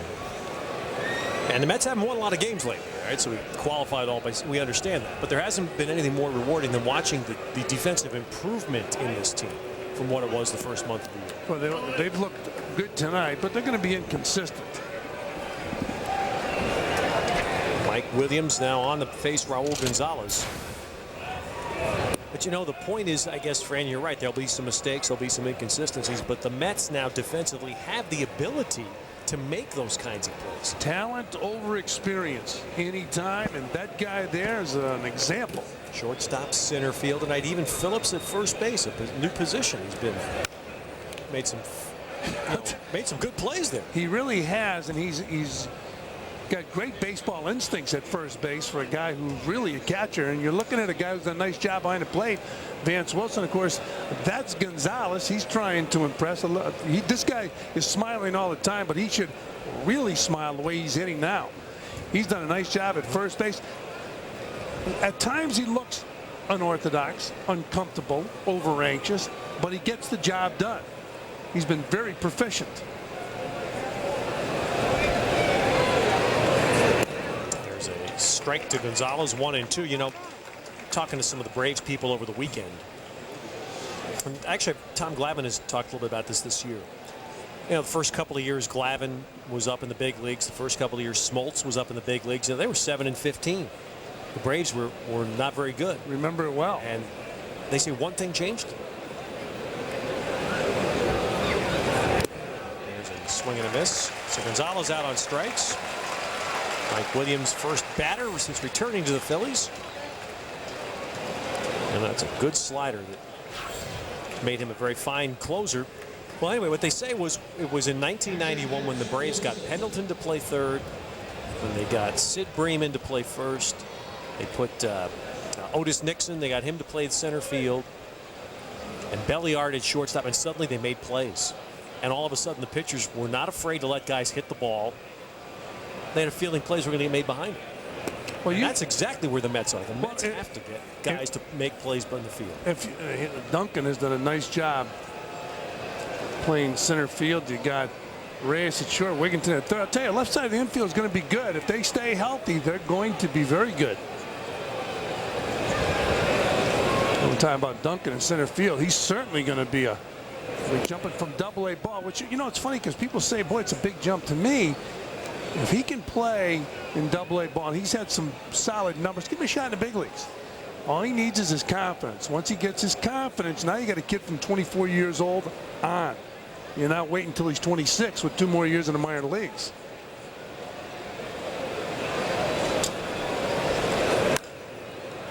It's Wilson hits this well to right field, but Abreu heading to the corner makes the catch. So 2 down here in the Mets 7th. And Joe McEwing will come to the plate. You know, when the Mets struggled early, you heard the cries come out. They said, well, you know, get the kids to the big leagues, and they brought the kids up. And now the kids are playing in the major leagues. You know, you talked about that double play yesterday in Atlanta. Duncan off first base, Reyes off third. A lot of people say that's inexperience, but that's not inexperience because you play baseball the same way in college and in high school and in minor leagues as you do in the big leagues. But is it the proficiency of the other team to make that plays better here? No, Reyes just went down the line. You know what? Well, right. I'm saying, but a high school team may not be able to execute that play defensively. AAA team could. But he's fine. He's going to make mistakes. Everybody makes mistakes in the big leagues. How much faster is the game here than AAA? You know, it's funny. There are guys that feel it's easier to play the game in the big leagues. The conditions are better. I'll tell you what, in the minor leagues, you see some guys that throw bullets. They don't know where they're going with the ball, but it's intimidating. In the big leagues, guys have a lot more control of their body, a lot more control of the ball. And some guys feel it's easier if you can emotionally get over the hurdle when you get in the big leagues. When you first call up, you say, wow. Slowly tap towards second.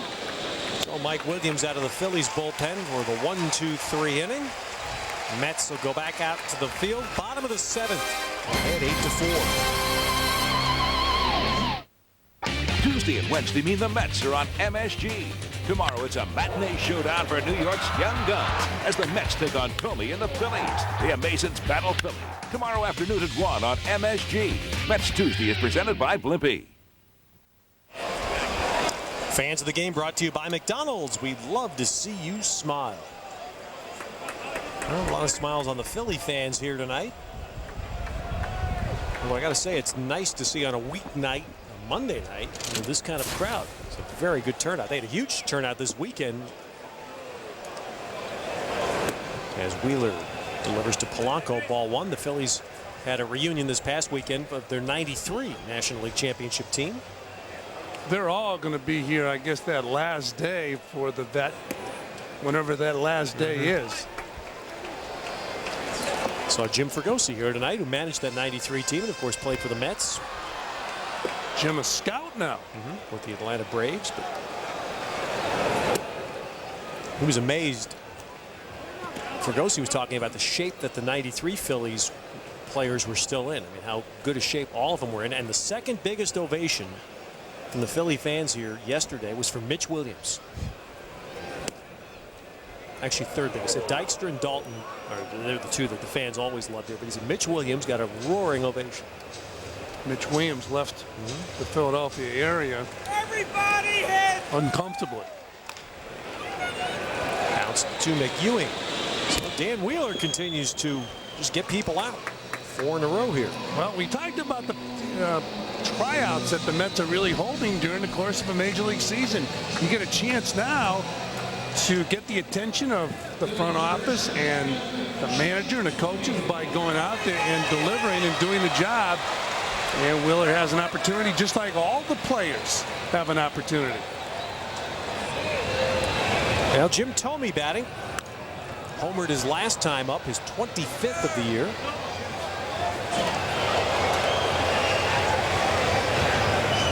We were talking about Eldon Walker, how he compared Jim Thome when he watched him in Cleveland, and not with the Philly fanatic, but with the Iron Horse, Lou Gehrig. His last at bat, he takes that ball and running away into the ton, into the seats here in Philadelphia at the Vet.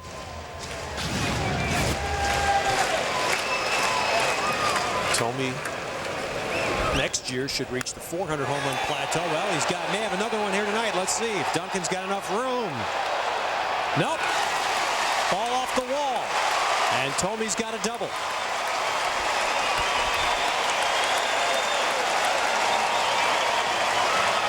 Once it hit the wall, it had triple written all over it, but Gonzalez got over there and played it off the wall. Duncan goes back like he should. He had a shot at catching this ball. Probably leery of that wall. And, you know, the old timers will say you got to get back there. And he had time to get back there. But this ball hits the wall, and Gonzalez goes over, and he plays it off the wall. Thome thought he had a home run. But that had triple written all over it, except Gonzalez hustled over and played it off the wall. You see Duncan shaking his head because he knows that he could catch that ball. It looked, again, like he didn't get a great read on that. Right. And again, I'm not sure if that's the syndrome we were talking about earlier, the big stadiums now that he's playing in. But he didn't look steady going back on that. He looked very uncomfortable.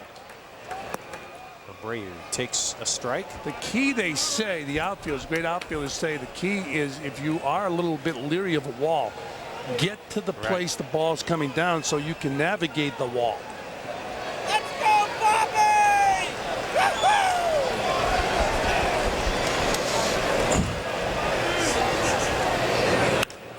And Abreu's going to bring in a run here. So the Phillies aren't done. They take advantage of that Thome double. He scores on Abreu's hit. It's 8-5. Third RBI for Abreu tonight. 62nd on the year.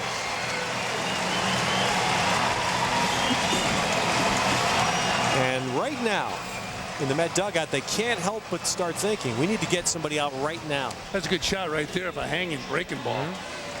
Gonzalez gets over and stops that ball from going through. Gets the ball back in, keeping the speedy Abreu at first base. Thome scoring on the base hit.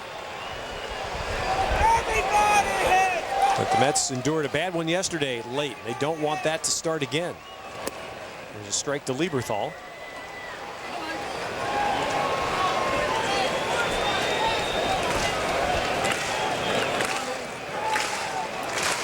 And now bullpen still. Remember that a lot of guys pitched yesterday. One guy who didn't was John Franco, who was unavailable yesterday, but before the game tonight we were told was available to pitch.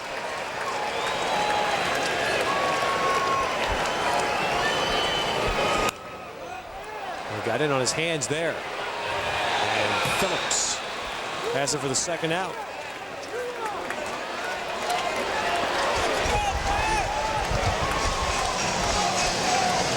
So here comes Burrell. It's amazing how Burrell comes up with a batting average below 200, and if you're a Met, you still can't help and fear every time this guy walks to the plate. Yeah, I agree with you. I mean, it doesn't matter what his batting average says. If you're a Met, you look at him and say, this guy just hammers us. He's got 13 home runs. He is falling way short of any goals that he has had this year or the Phillies have had for him. And it has hurt this ball club because he was really a potent part of their offense. Right? You see that right there? That ball beat him. We've seen it tonight earlier. Balls that he usually crushes beat him. Watch this. That fastball was belt high, and he was just a little bit late with the head of the bat. That's usually a sign of a guy that's not comfortable at the plate. He's got too much talent as a hitter to miss that pitch. Hurled yesterday, doubled in a run here against Montreal. And when he got to second base, he got a huge ovation. It was an important hit in the ball game, and Burrell said it was one of the best experiences he's ever had in baseball. Again, right there, you see the head of the bat, the barrel of the bat behind the ball to the point where he fouls it back. He's had 2 good pitches to hit. See if they give him a slider here. Nope, they're going inside. It's almost like they're pitching him like they feel his bat has slowed down. If that ever happens, you're in trouble in the big leagues because they'll give you a steady diet of fastballs. So will he.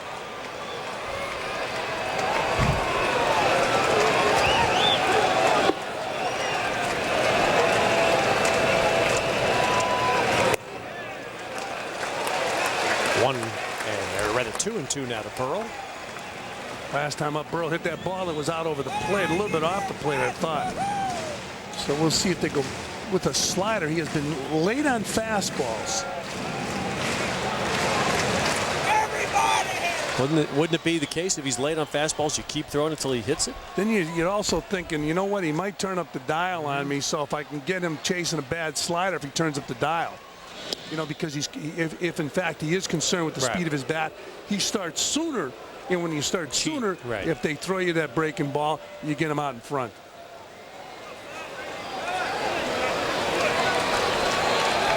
And watch Vance Wilson where he goes at that glove. He goes inside. It's no breaking ball. And again, he's late. We talked earlier, the longer a hitter stays at that plate, seeing the same pitch, the good hitters will tell you the more comfortable they get. So now Graham Lloyd and David Weathers throw lightly in the Met bullpen.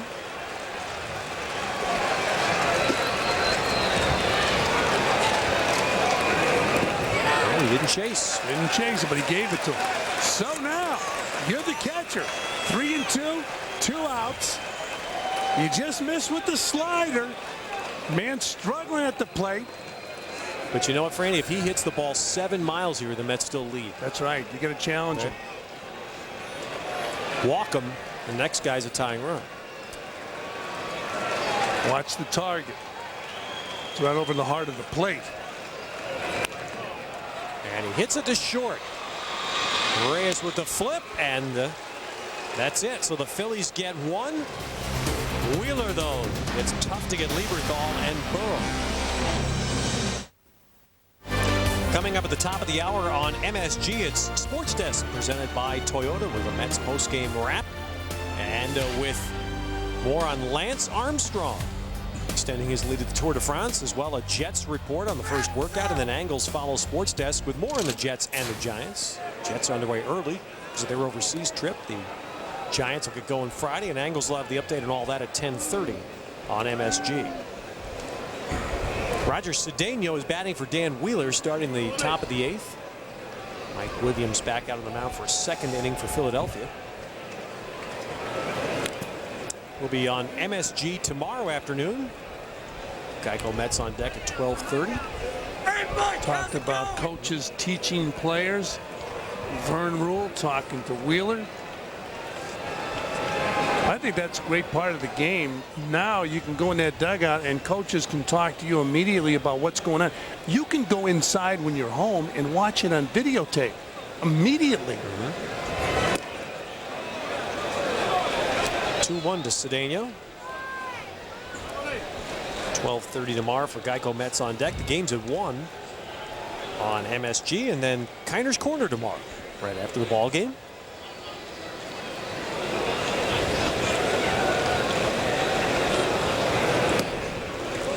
And Cedeno takes for 3-1. So it looks like the 8th inning will go to David Weathers. And still unclear about the 9th inning.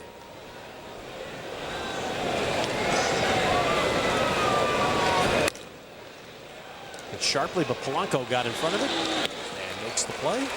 Mets have not had a save situation since the All-Star break. Steve Traxel will work tomorrow for the Mets, and Kevin Millwood for the Phillies on the day game here on MSG. Not easy for the Mets. Tomorrow it's Kevin Millwood. Wednesday night in Montreal they get Javier Vasquez, and then Thursday night Livan Hernandez, who's pitching very well. And you're going to see a lot of the young players out there, and all they can do is help themselves and get more confident if they're successful against that type of pitching. Jeff Duncan taking a strike. How about scheduling? You don't think the Expos are, in a lot of ways, having a rough year? Tomorrow the Mets play a day game here in Philadelphia, then go to Montreal. By all accounts, they'll be in at a human hour. Duncan, Lieberthal, he's not going to have a play here. Duncan bunts his way on. This guy here, he can do an awful lot of things. I'm telling you, don't you look at him and see, I mean, again, he's physically not the same size, but the same kind of leadoff hitter as Brett Butler. Yeah, and you know, it's funny when I watch him run from first to third, as you look at him on first base, from first to third, he reminds you of Willie Davis running. I don't know if he's as fast, but he long strides right there. Perfect bunt. Look at this. He's 6'2", and he can fly.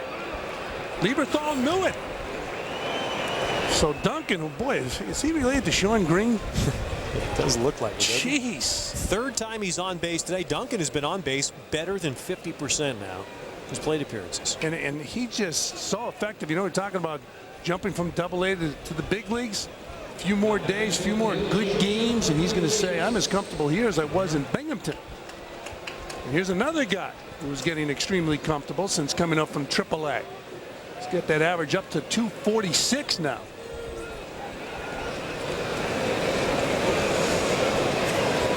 There goes Duncan. Boy, did he get a huge jump. Lieberthal had no chance. Might as well have just held on to the ball. It was a good pitch to throw on. Then Lieberthal has one of the better throwing arms. I don't care about those stats, but Duncan can fly.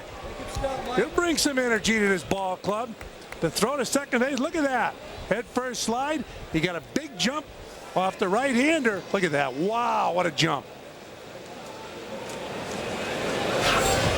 Well, again, the Mets showing a little different brand of ball. That is 6 stolen bases in the last 3 games for the Mets. Even if you have a whole lot of power, I'm a big believer. If you get those first 2 guys, those table setters, and they can run, it puts the defense on its heels. It gets you over anxious. But it's just so odd because this was supposed to be Cedeno and Alomar doing this the last year and a half, and it's ended up being Reyes, who we all knew was going to be here someday, and Duncan, who no one had ever heard of. Well, Aaron Heilman mentioned, and unfortunately for Roger Cedeno, you know, he is struggling, and there's nothing he can do to make anybody happy. But Aaron Heilman mentioned he's put on a lot of weight. He put on weight coming into spring training last year, and not only has lost some speed, I'm sure, but lost some confidence in stealing bases.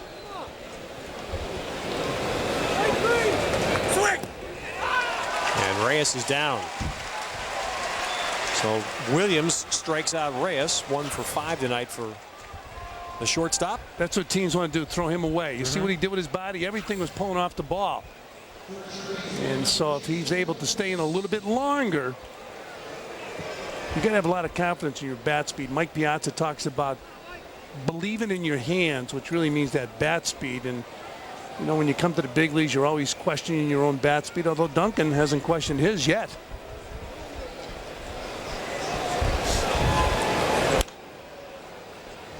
So Phillips trying for a 4th hit. Jason with 2 singles and a 2-run homer tonight. The Mets have hit 3 home runs in this game. Floyd had one in the 1st inning.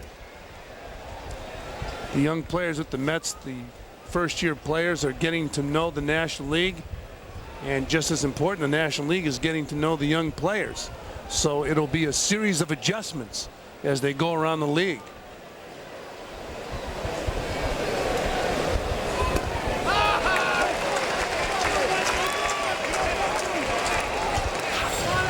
Here's that last swing. Pretty good pitch right there. Knee high, dropping out of the strike zone. So far, Phillips is riding that positive wave since coming to the big leagues. Everything he is doing is productive. Swinging the bat, playing first base.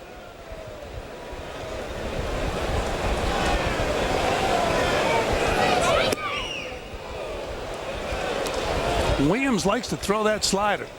That's his pitch. You're talking about the difference between the over-the-top curveball and the slider. That little guy's got the slider. He said, if you just wait long enough, Mom, I'll get you the seat. It won't cost you a penny. How about that, huh? It's a great shot. Give me the lid. That's pretty good discipline for Phillips to lay off that pitch and 2 strikes against him. Pretty good pitch. What do you call that, Ted? A lot of times you get guys to chase that slider because it looks like a strike, and at the last moment, bang, it's out of the zone.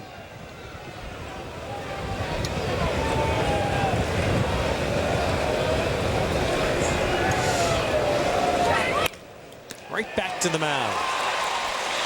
So Mike Williams has worked 2 scoreless innings. And we'll come back to the bottom of the 8th inning, and the Mets will further entrust the game to the bullpen. David Weathers this time. New York sports fans, this is your time. That's why MSG Sports Desk goes 24/7 with all the latest as it happens. Join Kurt Menefee, John Giannone, and all the Sports Desk gang every night. MSG Sports Desk on MSG Network. This is our time.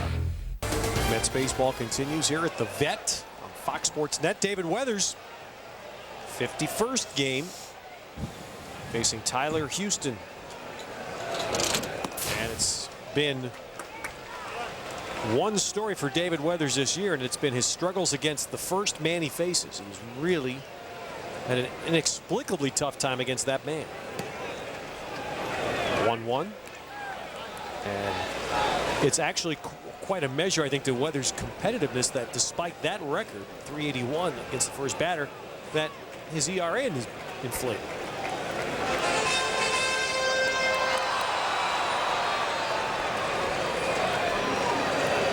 It's going to be a real test for Aaron Heilman, the coaches, with a lot of the young players in the ball club. But they, you know what? It's funny. You've already learned how to play the game. You hear it time and again that guys don't have experience. It's a sign of lack of experience. That's why they did something wrong on the field. I don't buy it. 2-2 now to Houston. But coaches can be important not only to young players but to veteran players. But the young players are more receptive to advice. Every coach will tell you that. Well, they're getting a lot of it. Vern Rule on the right, Denny Walling on the left. I mean, it's like an Ann Landers column every day. It really is. It's amazing. But I'll bet you the coaches, if they were completely candid with us, they would tell us it's more fun dealing with the young players on the major league level. Well, it's been more than anything. I think it's just been an adjustment because it's such the opposite of what the Mets were in spring training. 3-2 now. And Houston helped out there. He swung at ball 4. I think the coaches have more of an impact with the young player. Now, of course, the young player is going to develop when he becomes a star. You know what he says? Do it on my own.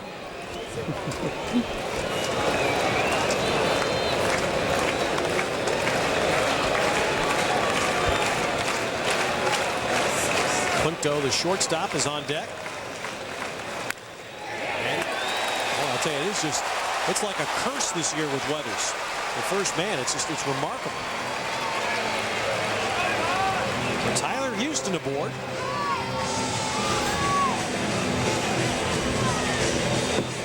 Ball moving away, and Houston hitting the ball hard in the right field. Houston at one time was a big prospect with the Braves. He had to leave the Braves to find a home, and he hasn't found a permanent home yet as Weathers just looks at that ball going to right field. Said, give me it back. Now Punto. And he takes a strike. Hitless in 3 at-bats tonight, 3 groundouts.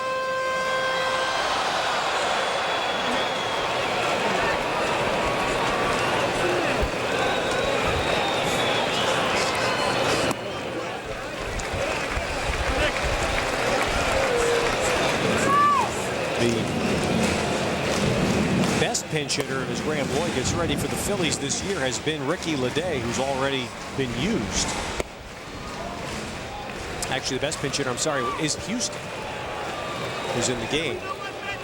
But Larry Boa still has Jason Michaels and the man who's on deck, Tomas Perez, who's done nicely as a pinch hitter. 1 ball, 2 strikes. There is Perez.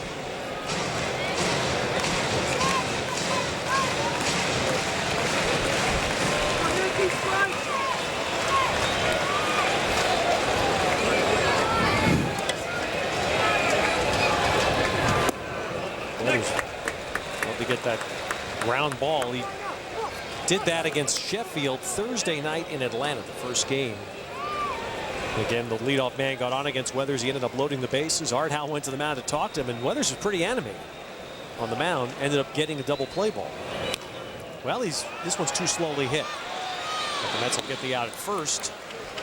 Well, the key right now after yesterday's loss in Atlanta, I'm sure Art Howe and his coaches are holding their breath. They want to see this Met club win this ball game. Larry Boa is hoping for a repeat of yesterday. He's hoping these Phillies come back. Tomas Perez, switch hitter. Pinch hits here. Perez has had 30 pinch hit at-bats and 6 hits. Season average is .317. Has been much better as in the lineup than he has as a pinch hitter. Strike call.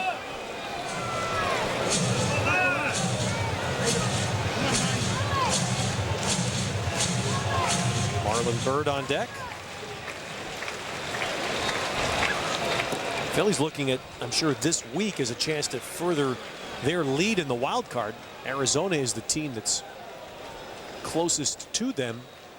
And the Diamondbacks tonight start a 4-game series in San Francisco. So if you're Larry Boa, you're thinking we got a chance here to stretch ourselves out a little bit. Mets trying to delay that for at least tonight. It'll hurt even more if the Mets come in here and sweep the Phillies. As you look at that last pitch, the bottom falling right out of that pitch. But if the Mets could come in, sweep the Phillies, you know that New York-Philadelphia rivalry is intense.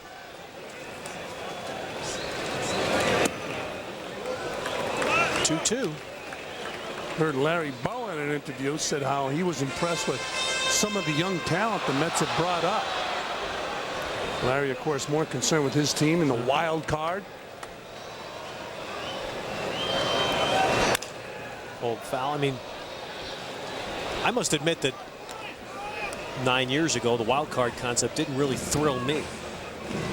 But if you're the Phillies, right, I mean, you're saying thank your stars every night for the wild card, as well as Atlanta's played. I mean, the Phillies have the 3rd best record in the league, and they're 9.5 games behind the Braves. Look at the crowd here tonight, getting bigger crowds in Philadelphia. You know, if somebody runs away with when they had no division, just American National League, if somebody ran away with it, I mean, it was a long year for everybody. Just by comparison, the Pirates are 9 games under 500. And they're as close to first place in their division as the Phillies are to the Braves. Get their manager rehired. Going 9 games under. New bat, ground ball to McEwing. 2 down, runner at 3rd. And Marlon Byrd will bat.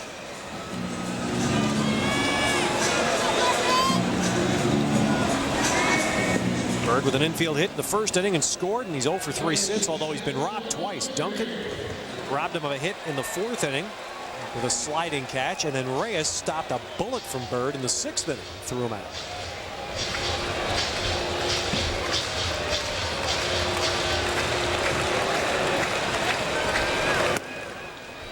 And a strike now to Byrd. Braves are getting hit tonight. The Cubs up 10-5 on him in the 6th inning in Atlanta. Outside 1-1.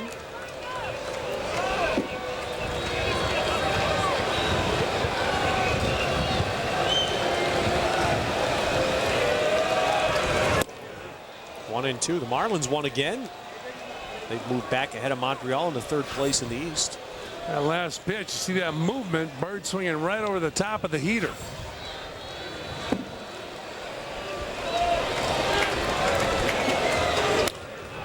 Now shallow center. This is going to be trouble. Duncan getting in though, makes the catch. So David Weathers spits on that first batter statistic. Put the first man on, get the next 3. It's a scoreless inning. 5, 4, 3, 2, 1. The entire world of extreme sports all in one place. Oh, he caught big air! This just in from Park City, Utah. Mammoth. The North Shore.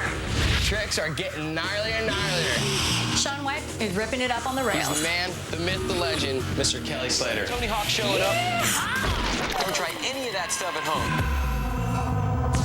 5, 4, 3, 2, 1. Weekdays on Fox Sports Net. New York sports teams. Talk. Opinions. News. Exclusives. With timely, opinionated, insightful coverage, MSG Network delivers 24/7, just like New York. MSG, the ultimate destination for New York sports fans. This is our town.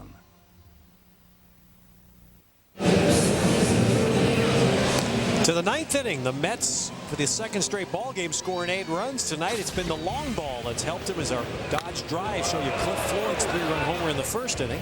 And you get Joe McEwing doing it deep in his hometown, and then Jason Phillips, you're on fire. That's our Dodge drives of the game. As Ralph mentioned, Joe McEwing someday will take the kids and the grandkids back to Philadelphia and say, there used to be a ballpark there. I hit a home run. You look at Dan Plesac come in the ball game. It was a great song by Frank Sinatra, wasn't it? About Ebbets Field.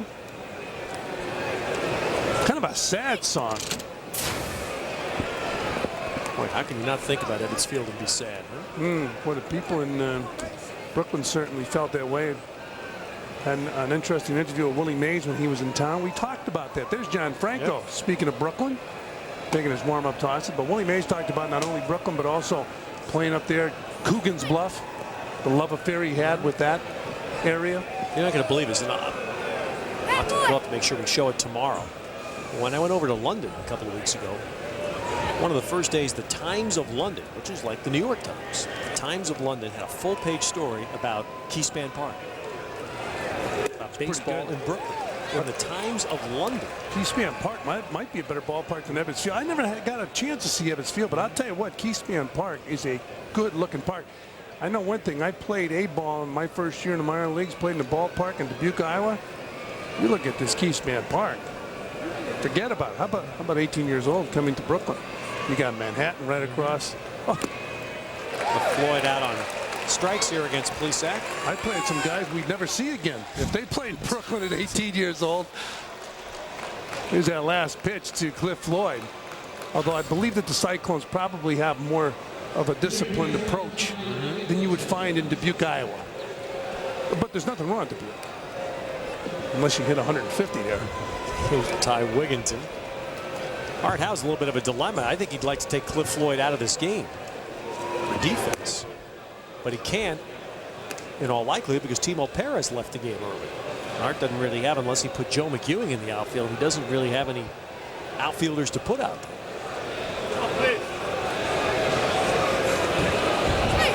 And Wigginton hits that one into the gap in left center field. So Wigginton gets his 100th hit of the year, and it will be a one-out double here in the 9th. And that's going to feel good because he hadn't been very happy. Robbed of a hit by the first base umpire on a close play in the 5th inning. Called out on strikes. Unhappy about that in the 6th inning. 22 doubles this year. Got his average up over 270 with this blower into left center field. Hit that ball hard. Took that ball that was out over the plate and drilled it in the gap in left center field. Bounces off the wall, and Wigginton into second base with a double. So Gonzalez will bat. He replaced Timo Perez, singled in a run in the 5th inning and then struck out in the 7th.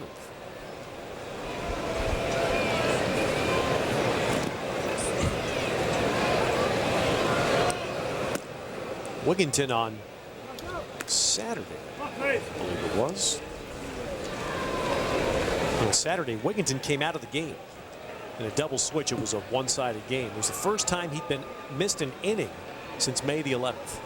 He played every inning of every game. I think that's something that you will see as long as he's in the big leagues. Taking him out of the lineup will be very difficult to do for a manager. The only third baseman is Pittsburgh's Aramis Ramirez, who's played more innings at the position this year than Wigginton. It's the only one in baseball.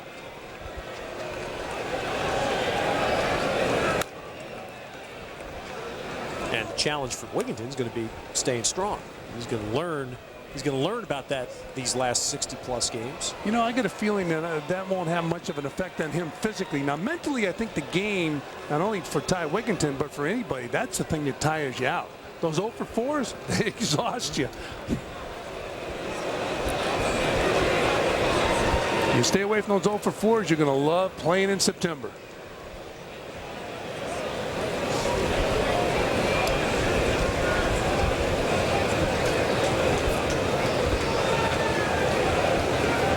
For 2 innings tonight, the Mets had 6 rookies on the field. Once Gonzalez entered while Heilman was still pitching. Wide of third, Houston goes to first for the out. Tyler Houston, as we mentioned earlier, was a #1 draft pick by the Atlanta Braves, and he was a catcher. He had some holes, so the Braves gave up on him. Now Vance Wilson, 0 for 4, but he does have an RBI on a ground out in the 3rd. You think about that, 6 rookies, 5 rookies yesterday, 6 rookies for part of tonight's game against the 2 top teams in the National League East. The Mets have scored 16 runs. And tonight, Aaron Heilman was allowed to pitch out of a jam where a lot of times Art Howe would take a pitcher out of the game. Vance Wilson grounds out to third, so it looks like the Mets captain is going to get a chance. John Franco appears to be coming in a save opportunity. Bottom of the 9th. I hope you're ready for this. Death has a scary way of coming back. Final Destination 2 on Infinifilm DVD. What did you see? Discover Death's pattern when you go beyond the movie into the scariest Infinifilm ever. It's not over yet. Plus, an all-access pass that gets you inside incredible documentaries, including The Terror Gauge, deleted scenes, and much more. Buy the Infinifilm DVD July 22nd. Watch the movie, then experience the Infinifilm. Also available on Infinifilm DVD. So to start the 9th inning, David Weathers is on the mound. John Franco is ready in the bullpen. Ray Sanchez is at second base, and Joe McEwing has moved to left field. So Cliff Floyd is out for defense. And Art Howe is going to have Weathers open the inning against the right-hand batting Polanco. First pitch strike. Left-handed batters Tomey and Abreu are behind. But yet really, over the course of his career, John Franco's had a lot of success against right-handed hitters because of that ball he throws where they like to chase it right out of the strike zone. And he doesn't throw a breaking ball. That's the old equalizer to the left-hander. He doesn't throw a curveball, I should say. And the concern, I'm sure, that Art Howe's thinking about is if anybody gets on in this inning. You've got Lieberthal. And then if 2 guys get on, Burrell, right-handed power hitters. Which guy do you want on the mound against right-handers that can take you deep? Weathers generally doesn't get hurt by the home run.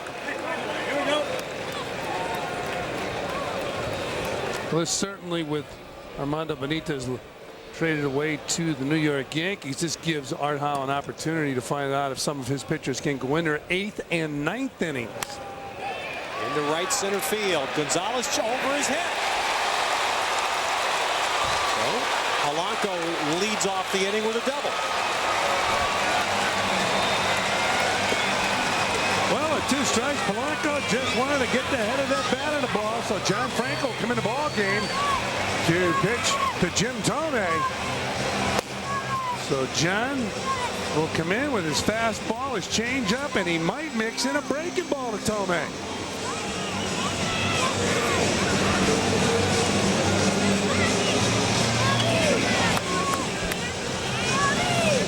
So David Weathers got through the 8th inning. Polanco's double to start the 9th. Sends him off, brings in Franco. Two guys that have plenty of experience finishing games. Very few, but more experience than this guy.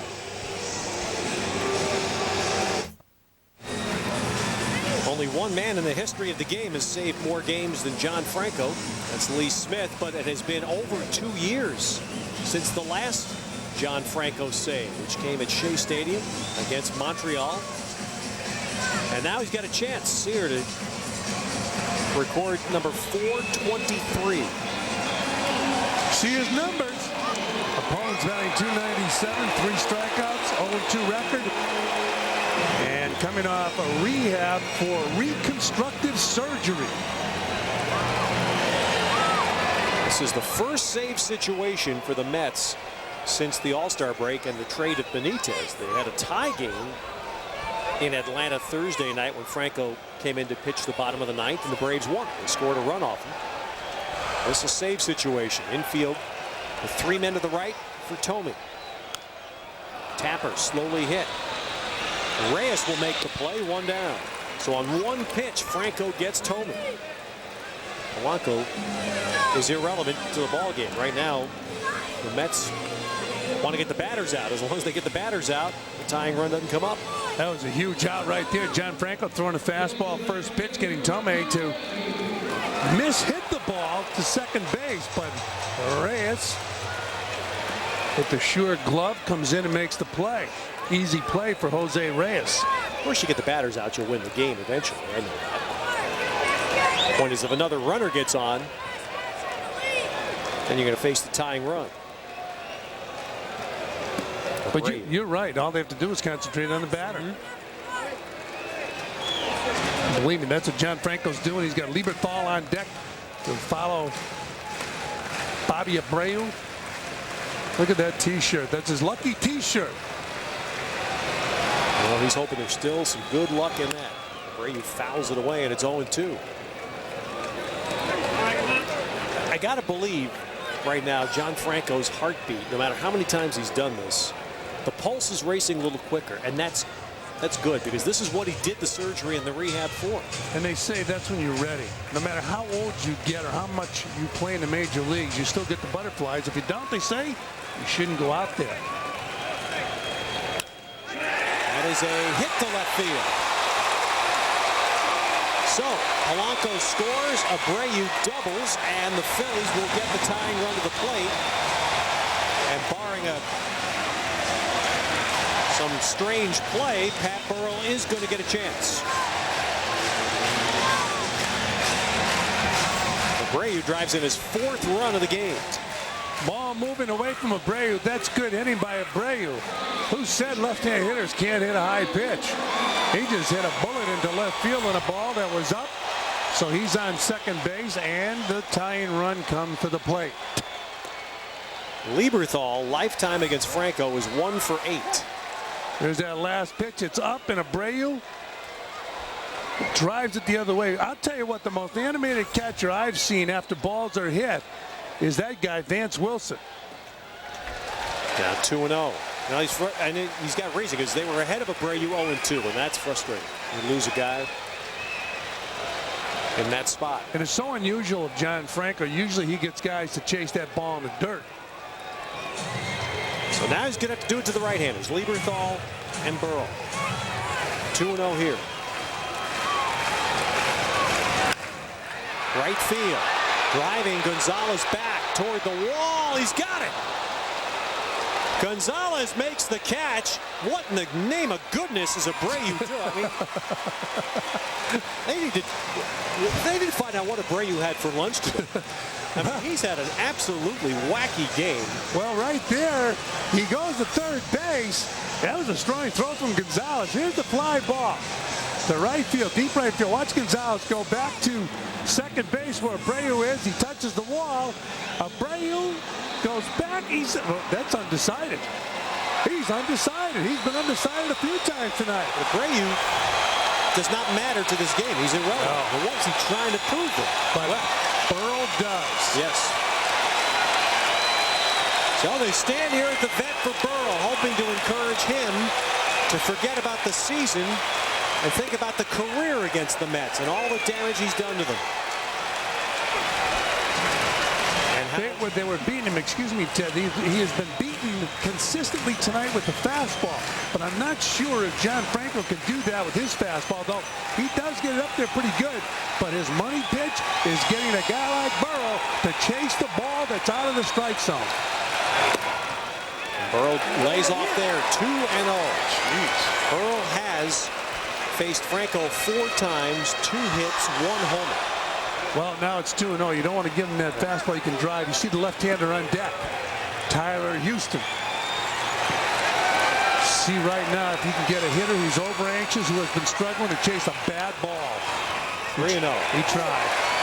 Also, you do have a base open. You don't want to mess around with it, but you do have a base open. I mean, you wonder if that's what the thought process is here.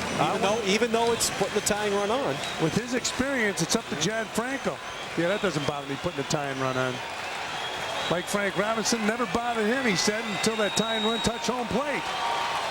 Well, they do. They walk Burrell. So Franco puts Burrell aboard, and now the winning run will come to the plate, and Jason Michaels will bat for Tyler Houston. Well, John Franco, you know, on a situation like this, you got a pinch hitter coming to the plate. Guy with a lot of experience on the mound, you give the edge to the guy with a lot of experience. You got a young player who wants to impress Larry Boa. The Phillies have runners on first and third. The tying run on first base. Michaels 308 with a 3 home run, 10 RBIs.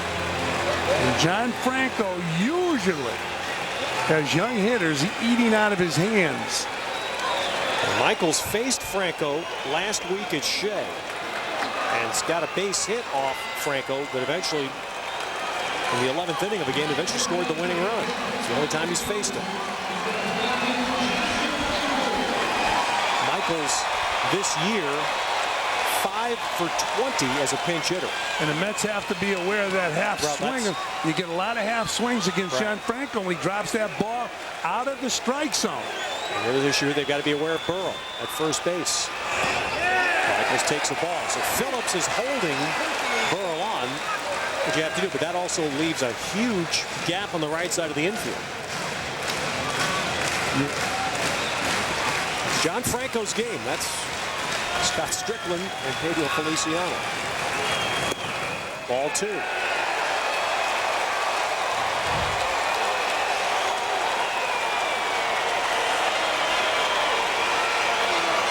Burrell is the tying run. Behind Michaels is switch hitter Nick Punto. Pull to third. Wigginton to second, and John Franco saves his first game in over 2 years. So the operation for John Franco